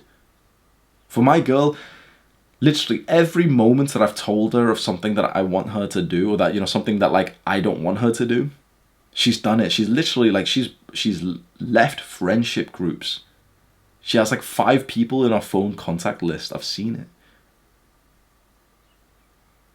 Seeing that your woman actually makes the improvements that she needs to do to make you feel more secure, because, you know, like, certainly they're real improvements, right? That shows you like, oh shit, like, maybe we are really compatible. Like, she didn't need to be perfect to begin with. She could have been acting in ways that wasn't really perfect, but then as soon as you highlight it in a really respectful way, like a teamwork teammate kind of way, and she responds and she's like, oh my god, yeah, you're actually so right. Like, I said this to my girl. I told her, like, you have this one friend who isn't actually, like, she's your only friend who is like a hoe. Like, your other friends are actually like really good, but you've got this one hoe friend who's not even good for you. I don't understand why you're still friends with her. And if I'm honest, if you ever do, like, if you do spend time with her, or if you do anything big with her, like if you end up going to like some party or something with her, like, I can only think that this one friend is the one that you'd do something that would make me anxious, and I wouldn't like that. I just don't really understand why you're still friends with this girl who like isn't even improving herself. You've got nothing in common. And straight away, my girl was like, yeah, you're actually absolutely right. I have thought this before, actually. And she just yesterday sent her a message saying like, they're just not going to be friends anymore. She literally sent her a big message. She changed her phone number. And so think about how like seen and heard and that I feel and secure I feel now. That she, like, you know, your anxious thoughts can still come. Oh, what if she meets her? You know, of course they can. But like, when you see that you've been honest and you've communicated something, and the girl that you're with has actually made the improvements because of that, you get this like sense of security which feels good. And this is how you should feel, like, at peace in a relationship. Do they respect your boundaries, or do they think it's like cringe and uncomfortable and controlling? Because I'm going to tell you a story, right? I dated a girl about 2 years ago who, this relationship was very toxic. Right? This was when I was reading this book that we're talking about today. I was learning about anxious attachment style. And I communicated to her that like I felt too anxious for the lifestyle she was about to go into. Like, she was about to go to university and she'd be living in a house where there'd be like a lot of parties, and she'd be living with some like degenerate friends, you know, girls who like go out and hook up with guys and take drugs and stuff. And I just made it clear to her that like I didn't want her to go out with girls anymore. I didn't want her to party anymore. And what was interesting was that she actually understood straight away, and she changed her her plans for me. She was literally gonna go like move to university, move into like this house with other girls, and she genuinely changed the plan for me. That's awesome, right? So I felt even more secure. But then slowly, like, her friends and her family convinced her that this was controlling and manipulative. And it wasn't, because this wasn't me controlling her. This was just me saying like I would feel too anxious if this was like that was your environment, and this was like the logistics of our relationship, that you were constantly like partying and stuff. And so her friends essentially, like, this is often what may happen to you, especially as you like, you know, you acknowledge some things about what makes you anxious. You'll notice that sometimes people will like poison your girl's mind, like her whole friends, her family will poison her mind and tell her that the you go girl mentality. And suddenly, like, her mind flipped, and she was like, yeah, it is actually controlling what you're saying, Hamza. Like, you don't want me to, like, go out for girls' nights out with my friends. You don't want me to go to parties and, like, flirt with guys there. That's controlling and manipulative. So we split up. I expressed my need. I expressed, like, you know, how I felt. That I felt anxious when she was getting into these degenerate environments that aren't good for you. this would genuinely not only be good for me because I'd feel less anxious, but like it'd be good for her as well to take a step back from like the party drug scene. Of course it would. But she couldn't really accept it. And so that made it clear that we were incompatible. Along with also seeing the incompatibility of her family and friends who were encouraging her to literally be a degenerate. It's like, so we broke up. Imagine if I didn't express this need, and imagine if every time she went to a party, or, you know, she eventually goes to live in like a house where there's loads of parties, I'm just there just anxious thinking, is she cheating, is she flirting with guys? Imagine if I just lived with that because all the red pill alpha males are telling you to like never show, like, you know, never like to say how you feel to a girl or anything. And I've gave advice like that before as well, and I think in terms of attracting like a degenerate, like I would have been able to keep this girl in my life, right, if I followed more of the red pill path, which is like in a level that's in a way that's kind of successful. Like, oh yeah, see, like, you know, but you split up afterwards, so you lost her, bro. Like, you would have been able to keep having sex with her if you just acted like cold and like a Chad, bro. But it's like, imagine how much mental turmoil I would have been through if I stayed there. But like, oh yeah, but you get to have sex with her, bro. It's like, who gives a shit?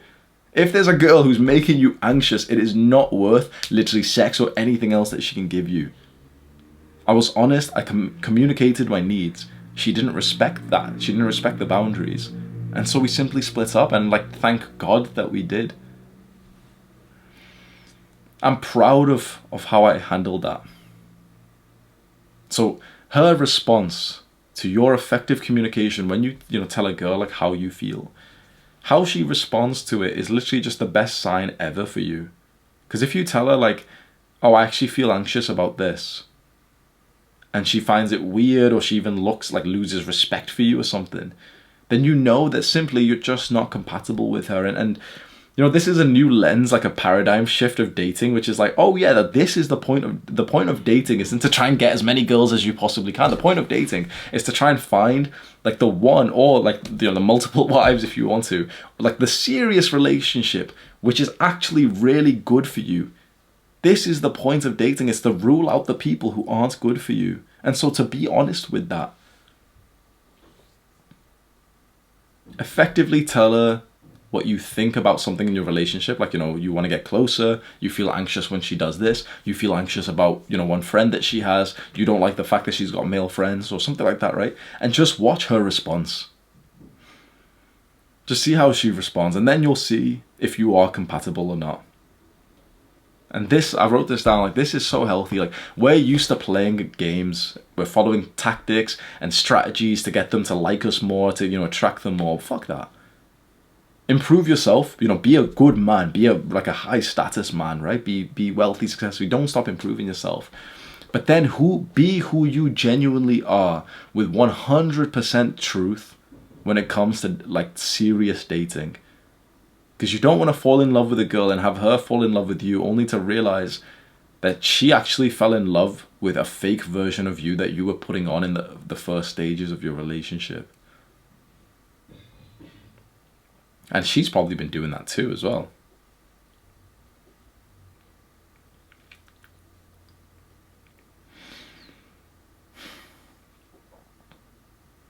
This is a paradigm shift for me, which is somewhat anti-red pill.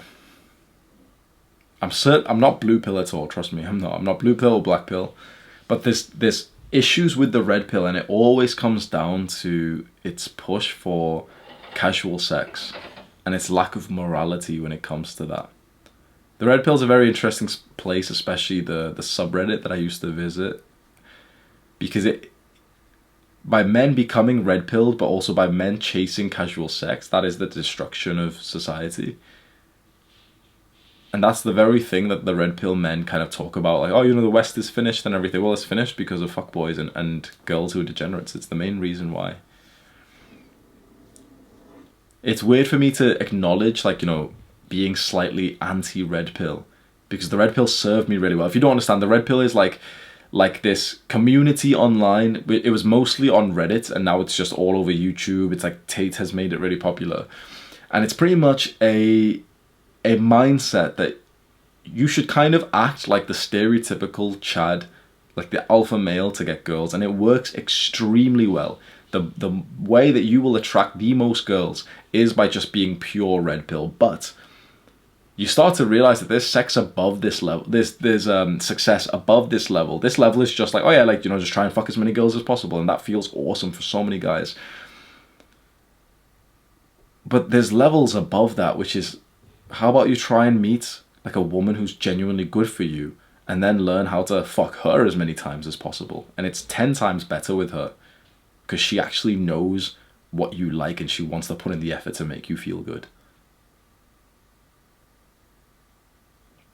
The self-improvement parts of the red pill is absolutely crucial. I would not be the man that I am today if I didn't wake up every single morning on the red pill subreddit, and all these guys are saying to, you know, lift weights and to eat clean and to not be a little bitch. That's 100% really good. But when it comes to the dating tactics, which say, okay, act like this, don't talk so much, that's when it can get a little bit tricky. Like we said today, it makes you act like the stereotypical Chad who's cold and avoidance.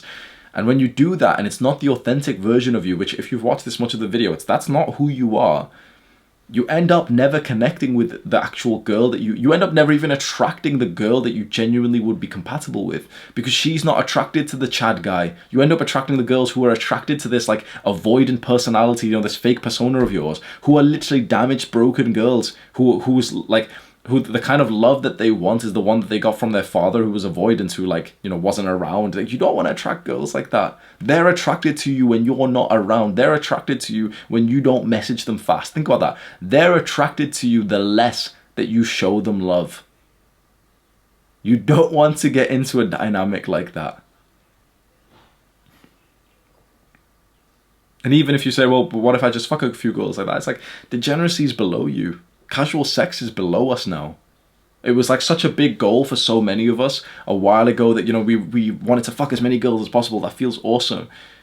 But just consider that, like, we're ambitious men, and there's an ambitious goal above that, which is literally better for us in all ways. So why don't we just set that ambitious goal, which is find the kind of wife that you still would have sex with 5 times a day? Even better. To be in a loving, secure relationship where you genuinely don't feel anxious, where you genuinely, it's like she has added so much peace and security and love to your mind that now you're actually achieving your goals even faster. Like, imagine you're literally getting to your goals faster because you have like this genuinely good woman who you get no like bad, like you still get, you know, some anxious thoughts and stuff, but you're able to solve these out. And trust me, every step that you take towards like a good woman and effectively communicating to her about these anxious attachment styles and telling her the truth, and, you know, being scared to like open up about this, every step that you take, it's like you become like a new level of man. You actually start to know what authenticity actually is. And you start to make more money in your business, you start to have more of your mental capacity, and you heal those childhood wounds that have cursed you for all of your life. It is scary to defy the red pill. It is scary to defy like Andrew Tate and to say to your woman that you're scared and you're anxious. It's scary to do those things, but major growth comes at the end of this, because you actually become who you are.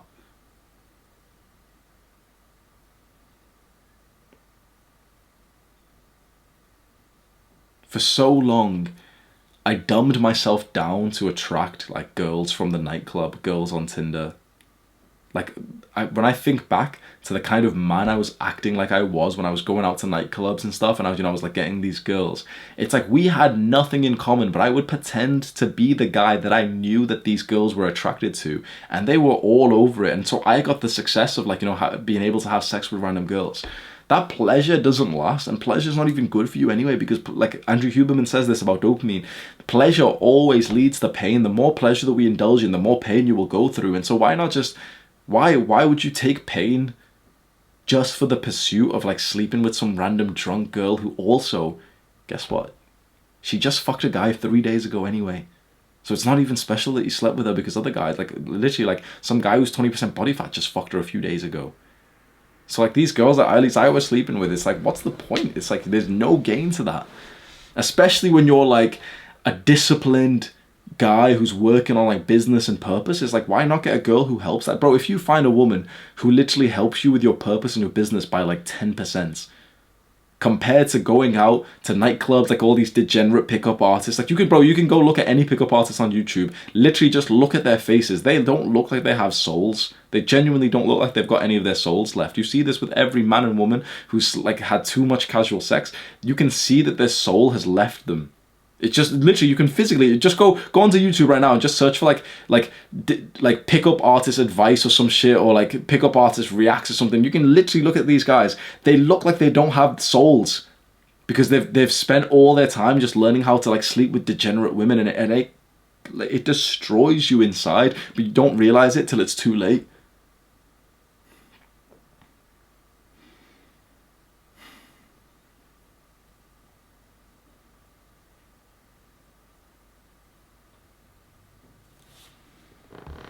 Discover who you really are, and I think this is the way to go about it. So when you start dating, let's say you've either got a girl right now, or you're going on a date, be upfront with the kind of guy that you are and what you'd like in a relationship. This isn't to say on the first date tell her, yeah, let's get married or some shit, but it's essentially just be authentic. When you get this thought, this desire to text her. But of course, first make sure the prerequisites are there. First, make sure that you're on self-improvement, that you're being productive, that you're working hard, right? These are like prerequisites. You're not going to do well in either like any kind of strategy for dating if you don't actually have a life that you've been building up that's been, actually valuable. But from that point, date in this most healthy way, which is that when you look at this woman that you're interested in, just ask yourself if you're actually compatible with her. And the only way you'll feel that is if you're actually just authentic and you peel back these layers of discovering who you are. You know what you want. And then you just effectively communicate that to her. Know that inside of a relationship, you need to feel secure and loved and reassured and close to your partner. Know that, and know it with confidence that is something that you want in a relationship. It's something that I want in a relationship. So settle for nothing less. So when, for example, you go on a date with a really hot girl, but then she ignores your message for like 24 hours and then she comes back to you, just think to yourself like, but I don't want a partner like that. So you message her, instead of, you ghosting her and you withdrawing and playing the game, how about you just message her straight up and just saying like, I was really impressed by our first date, but I actually want to only be in a relationship with someone who makes me feel secure, and you keep disappearing, and I don't really want a girl like that in my life. Something like that. And imagine just being totally honest. And she's going to reply or she's going to ignore it, right? But then you didn't lose anything because you weren't compatible with her. If you got closer to this woman, you would have had a shit experience. Or maybe she says, you know what, actually, you're so right. Imagine you tell her the truth, like, I don't want to be playing games and stuff. I just want to, whatever, like this. And she actually replies saying, yeah, you're absolutely right. I don't even know why I was, like, ignoring your message. I just thought it'd make you like me more. But, like, I'm so glad that you're being honest. Imagine being able to communicate that effectively with a woman. Now you're on the same side as her. Now you're on the same team. This is how healthy people date. It just took us 20 years to get here.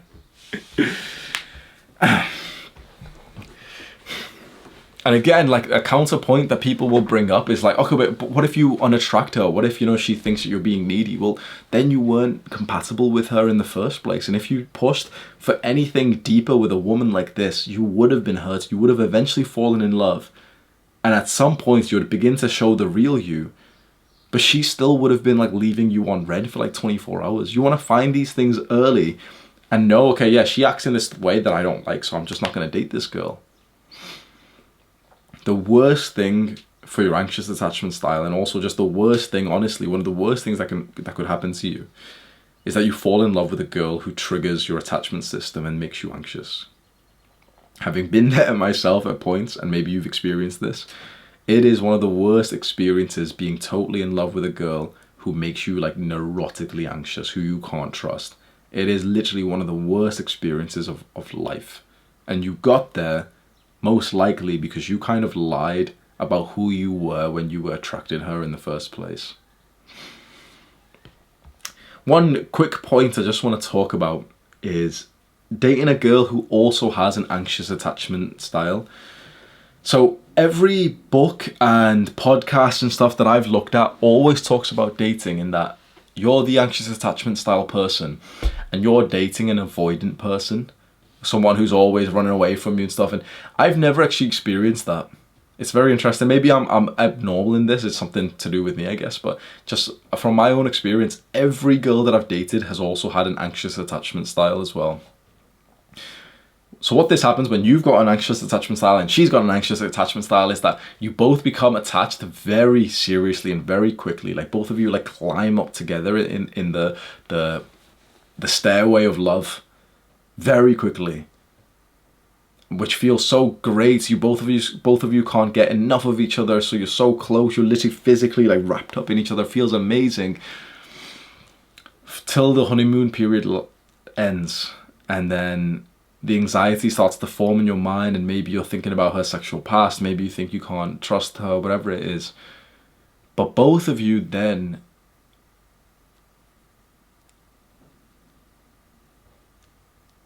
fall down the hole of anxiety and resentment and distrust.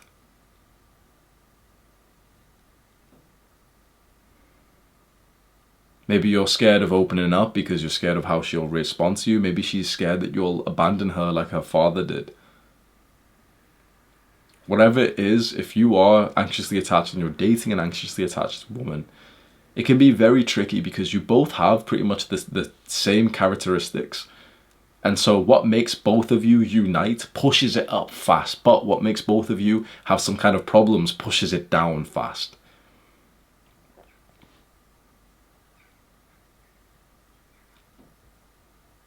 This can go wrong, and it very easily will go wrong for you. The only way that I can think of to make this work, let's say just right now, if you're dating an anxiously attached woman, what you can do is to learn about this stuff, about attachment styles with her. As honest as you, I've been hyping you up to be authentic and to tell her your needs. We need her to do the exact same thing. There's research out there that 100% it's obvious that the best kind of person that you should date is someone with a secure attachment style, someone who's healthy and who's been raised right and everything.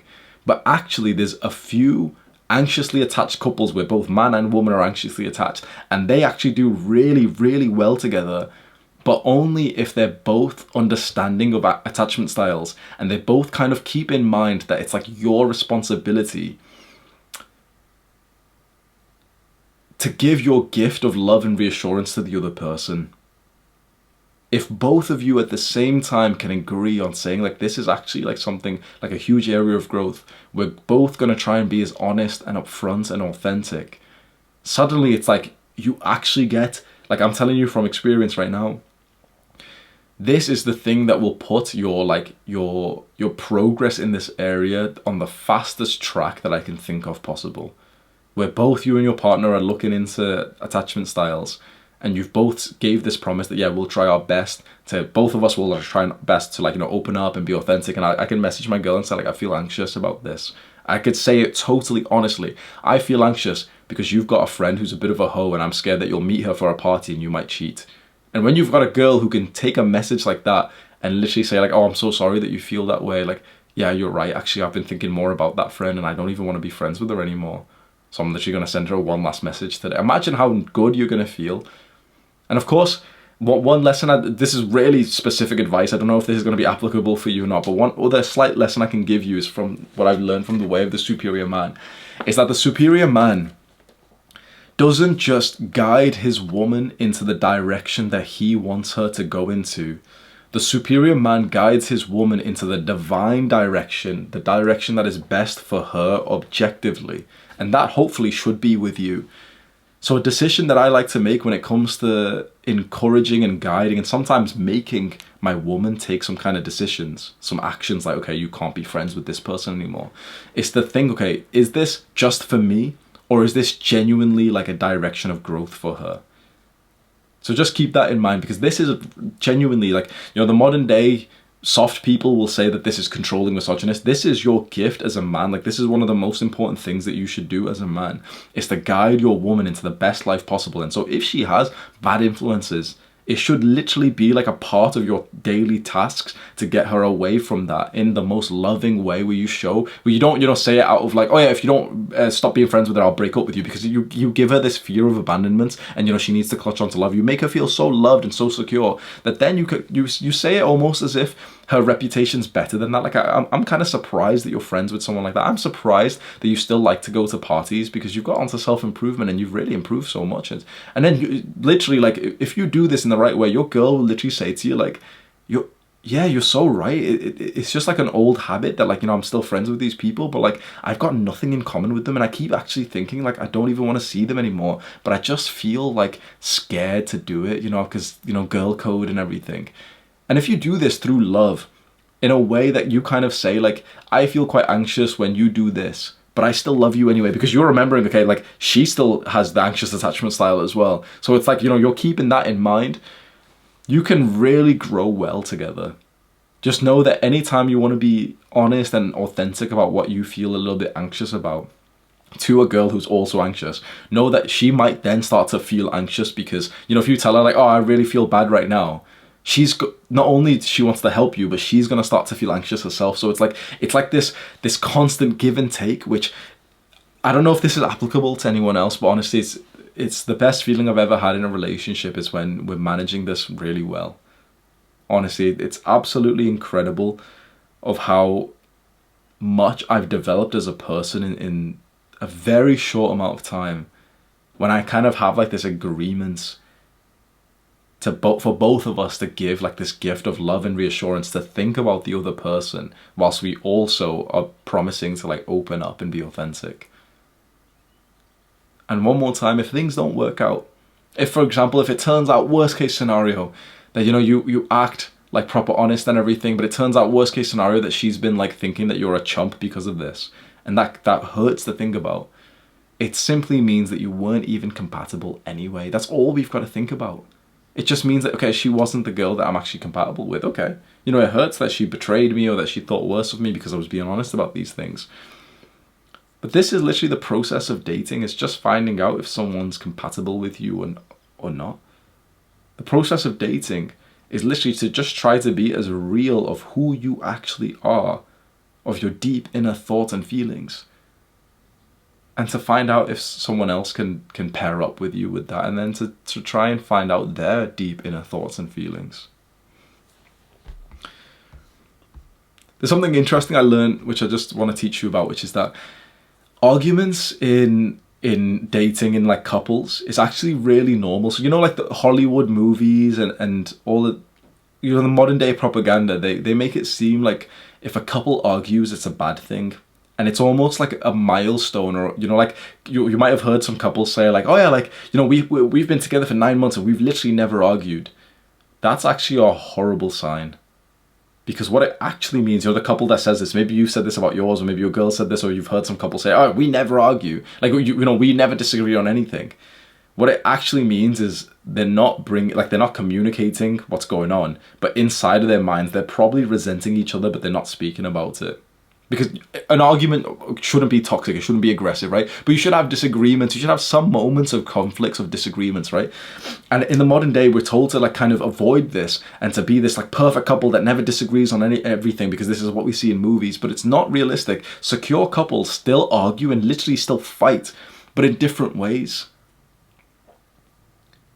Because if you're authentic and honest, you're gonna have lots of mini disagreements through your time together, because when you get into a real couple, you're really sharing a lot of experiences together, and you're gonna disagree on a lot of things. But we're told that these disagreements are a bad thing, and so we avoid them. We keep them inside. We think this thing about her, but we don't say it because we don't want to start like an argument, because we want to hit that milestone like the happy couple who say we never argue.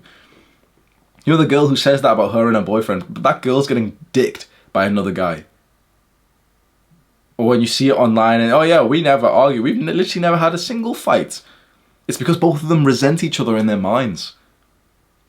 Like literally the research, like the shit I've seen, the good relationships, they actually go through a lot of conflict and disagreements, but it's just like, and that's because they're able to be honest with each other, and they're able to look at each other and say like, oh, I don't like that you did this. The perfect couple that never argues, they don't say that. So the girl thinks, I don't like that you did this, but doesn't say it. And one thing leads to another. 3 months later, she's fucking someone else without telling him. Like literally cheating. You need to have the confidence to think you can say to your partner, I don't like that you did this. I feel this way. I feel like this. I would rather do this. Because it's easier to just go along with what's the easiest thing. Especially with as a masculine man in terms of working, it's easier for you to just kind of go along with your girl wants to see you and you're like, yeah, go, whatever, yeah, you can come, you don't want to upset her. It's harder to look her in the face and say, like, I'll just be totally honest, baby, like, I don't actually want to see you just yet. It's not because I love you, I really do love you, but like, I'm so in work mode, and if I saw you right now, I just wouldn't be able to be present with you. You've got nothing to worry about. I'm sure I'm going to see you very soon, but just for the next few days, like, I'm so focused on work. Other than, on the opposite hand, you could have just invited her over, spent time with her when you didn't want to, and you're resenting her, thinking, oh, I just wish I could work, I just wish I could be with my friends or something. If you're honest, there's going to be lots of mini disagreements and conflicts that arise with you and your partner. So instead of hoping for a relationship where there's no disagreements, no arguments, no fights, you should instead try to build the skills and the awareness of how to go about conflicts in a healthy way. And it is totally realistic, right? Don't believe the Hollywood lies. Don't believe that ideal happy couple or anything.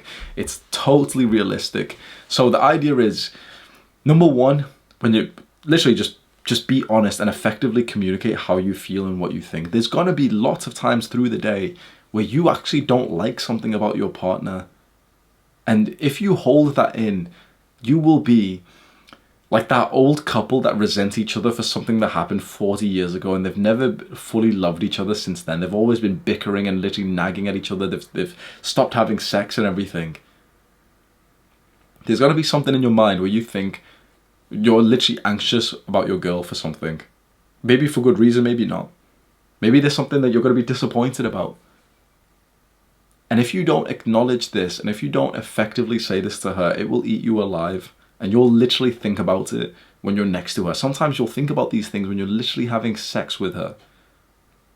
It's not good for your bonding experience. So the next time something comes up and you start to think of, something that you should say to her, don't hide it away. In the most respectful, loving way, especially if your woman has anxious attachment style herself. But even if she doesn't, say it in such a loving way of like, I really, really love you and everything, but there's this one thing that I really would love to work on together, and it's this. Show that there's three strategies in terms of like communicating this and in terms of navigating conflict. Show that you care about her well-being.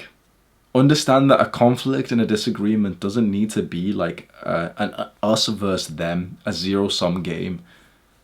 That in these moments of conflict, in these moments of like, you both disagree on something, both of you can win. And the more ambitious man tries to find a way where you both win. So whatever, there's so many things you could disagree on, from as small as like what thing to watch on YouTube together, what food to get, to like big disagreements and everything, and the way you guys act to each other. The more ambitious man will find a way where both of you feel like you're winning. And this is important, and there's real science to say like the happier your partner is, if you make your partner happy, you feel happier, which is kind of common sense, and we understand this with like, the primal nervous system. If we make her feel happy and loved, chances are we're probably going to feel happier and loved, literally just by the act of us doing that. But not only, of course, that since they're happier and more in love, they're going to give that more to us too. So sometimes it's easier for me to think of ways to make her happier than it is to make myself happier. Does this make sense? Like, I know this can push onto that somewhat cringe motto of like happy wife, happy life or something. And it isn't that, oh yeah, you should just sacrifice everything for your wife or something. But it's more to think like, you should keep in mind through the day that you want to make your woman as happy as you can do. That's not simping. I shouldn't need to explain this. It's like, that's the point we're in a relationship. And you should only be in a relationship with a girl who literally thinks the same thing about you. And so when there is some kind of disagreements, you should try to like make it like a win-win for both of you. And sometimes that's as simple as just getting your own way, but just showing your woman a bit of love at the same time. Another thing is when there is some kind of conflict, let's say you need to tell her something, right? Or something you're upset about, whatever. Focus on the task at hand. So this is something I struggle with. There's a very specific thing that's happening right now that's made you feel like this, which is like, okay, her female friend who's at home, this thing that she was disrespectful about, this thing that you did and she's saying it to you. It's very easy for that to overblow, and instead of being about this situation, it becomes more about each other's character and about each other as a whole. And that's like when it gets catastrophic and it gets into a huge argument and offensive and everything. There's a brilliant piece of advice when it comes to becoming more successful, and it's simply just like define the problem specifically. Like when you're trying to work on something, half of the problem is just defining exactly what the problem is. Like oftentimes, like you don't actually know what you're even working on. And so this sounds a bit like obsessive or whatever, but before you're about to go through some kind of conflict with your girl, you could literally write down, okay, what is this conflict specifically about at the top of a page or a page on your computer, and really just discipline yourself to just focus on that one instance. And of course, there's other things that you might want to talk about, but you can solve this specific thing every time they arise. And it's like you're getting 1% better each way. And quickly you're building up like a list of experiences, of memories that you've had where you guys have come together and overcome some things. Rather than having one thing that leads to like this outburst where you start to say that she's a bad person in general, rather than, oh, she messed up in this one particular area that we'd like to talk about, and hopefully we can confirm that it'll never happen again. Final one in terms of, hang on. It's hard recording these videos, bro. There's no editing. This is a one-take video.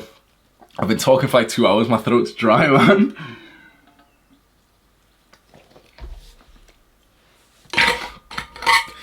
The final thing in terms of overcoming some kind of conflict and disagreements is just to engage. So this is something, again, that I need to work on.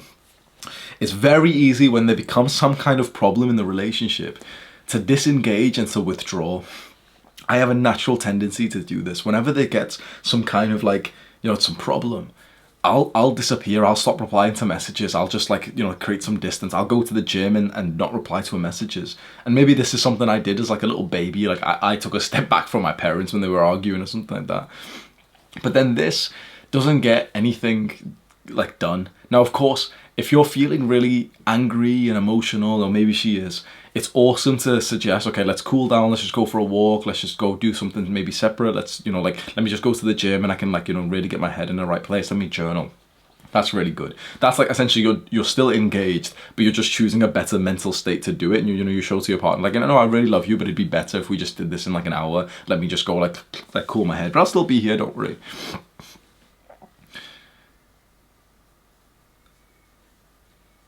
And also just bear in mind that whilst if you do take a little moment to clear your head, like she's probably feeling worried as well.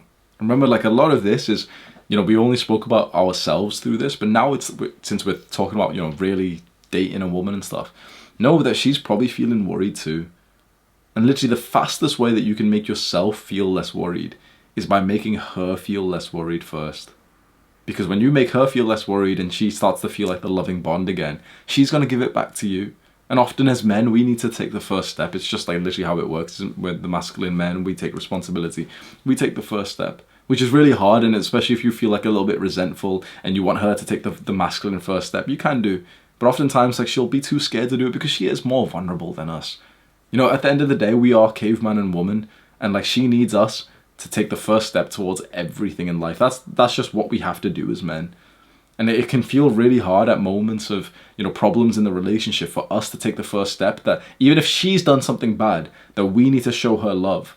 And that's when she'll crumble down and then show us the love that we needed in the first place. And that's just how it works in a relationship between masculine man and feminine woman. So when some shit does happen in a relationship, you can resolve it in literally minutes by just staying engaged and, you know, figuring it out together, showing her love and trying to engage with this one particular problem. And you can get rid of it within minutes. Or you could be that middle-aged couple that literally still resent each other for something that they did 20 years ago. You see this with some couples. Maybe you see this with your family.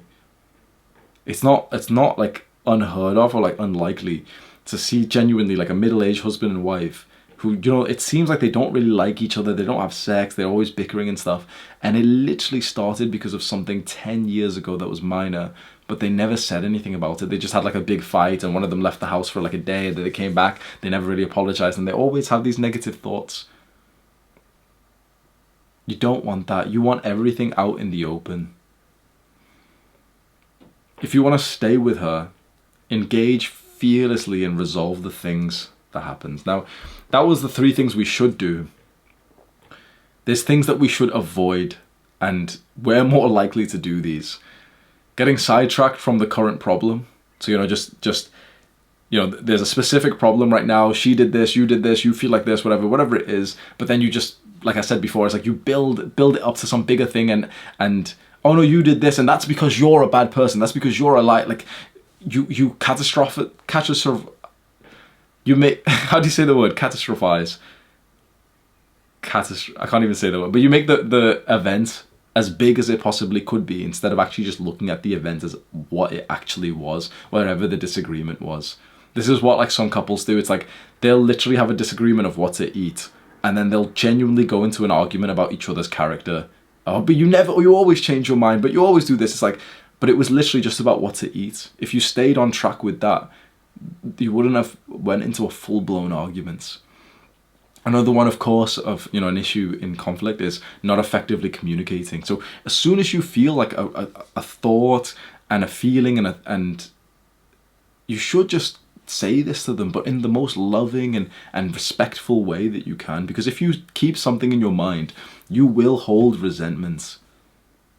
Attacking them, being hostile, angry, these are quite obvious. It's like in a conflict, like just make sure you don't turn into an asshole. Make sure you don't raise your voice. You know, speak to her as if she is the woman that you're in love with, because she is. Tit for tat, which means kind of like, you know, if she did this, I'm going to do this. Making her jealous, trying to one-up them, withdrawing, not focus on their well-being or caring about them. You know, these are things that you do, not because you're a bad person, but just because they just, you know, these are just how we've kind of built ourselves over the last like 20 years. To wrap this section up in terms of dating someone else, just know that, okay, we know we have needs. We know that we want to be in a loving, secure relationship that's really, really awesome. So does she. And women are a lot more sensitive to, like, you know, anxiety than we are. So if you're dating a woman who's secure, then you still need to show her like a really good level of love and everything, fine. But if you are dating a woman who's anxiously attached, just like we've been saying so much in this video, that like, you know, like we need to, you know, show our needs, and we really want someone to love us and to be consistent. Well, we should want to do that for her. You have the gift the same way that she does. Even if you're dating a woman who's secure, she still needs your gift of compassionate love. She still needs you to sometimes help regulate her. Like, you can be the guy now that regulates someone's nervous system, and, you know, they look at you and they see that you genuinely just want good for them, that you genuinely just love them. And no matter how secure and healthy a person is, like, there's going to be moments in their time when they need that from you. And if you can start to prepare yourself for moments like that right now, like, that is the greatest gift that you could give to someone, is literally regulate their nervous system so that they feel safe, they feel loved. And that will calm them down, that will make them feel loved and warm and happy and social and relax their muscles. And suddenly they'll give it back to you. And you and your girl will be able to unite into like this beautiful, loving relationship that we see so rarely these days, because we play so many games and tactics and we pretend to be more busy than we actually are. Now, be busy. I want to keep giving this disclaimer. Be busy. Have good friends that you spend time with. Work out. Don't look at your phone whilst you're working and stuff. Do those things. Build yourself up. But when it comes to the woman that you want to pair up with, be who you are. Because after a year goes by, you don't want to find out that the woman that you've got an attachment and a pair bond with, that you've built history with, you don't want to find out that she's actually like fallen in love with someone who's not even real. You want to be as real as you possibly can be, because you will just filter out the women who then aren't even compatible with you. And when you do meet the woman who is compatible with you, and it won't be some fairy tale, you'll still have to work on it, that's when you'll start to get this beautiful, beautiful experience when you can genuinely feel like how you were supposed to feel. And when that happens to you, right now this sounds vague, but I promise you, when that happens to you, you'll start to realize, like, you know, all those quotes and stuff that you heard, like, yeah, social connection's the most important thing, that humans are supposed to be in tribes and stuff. You will start to see that and be like, wow, the most important thing in life is actually other people.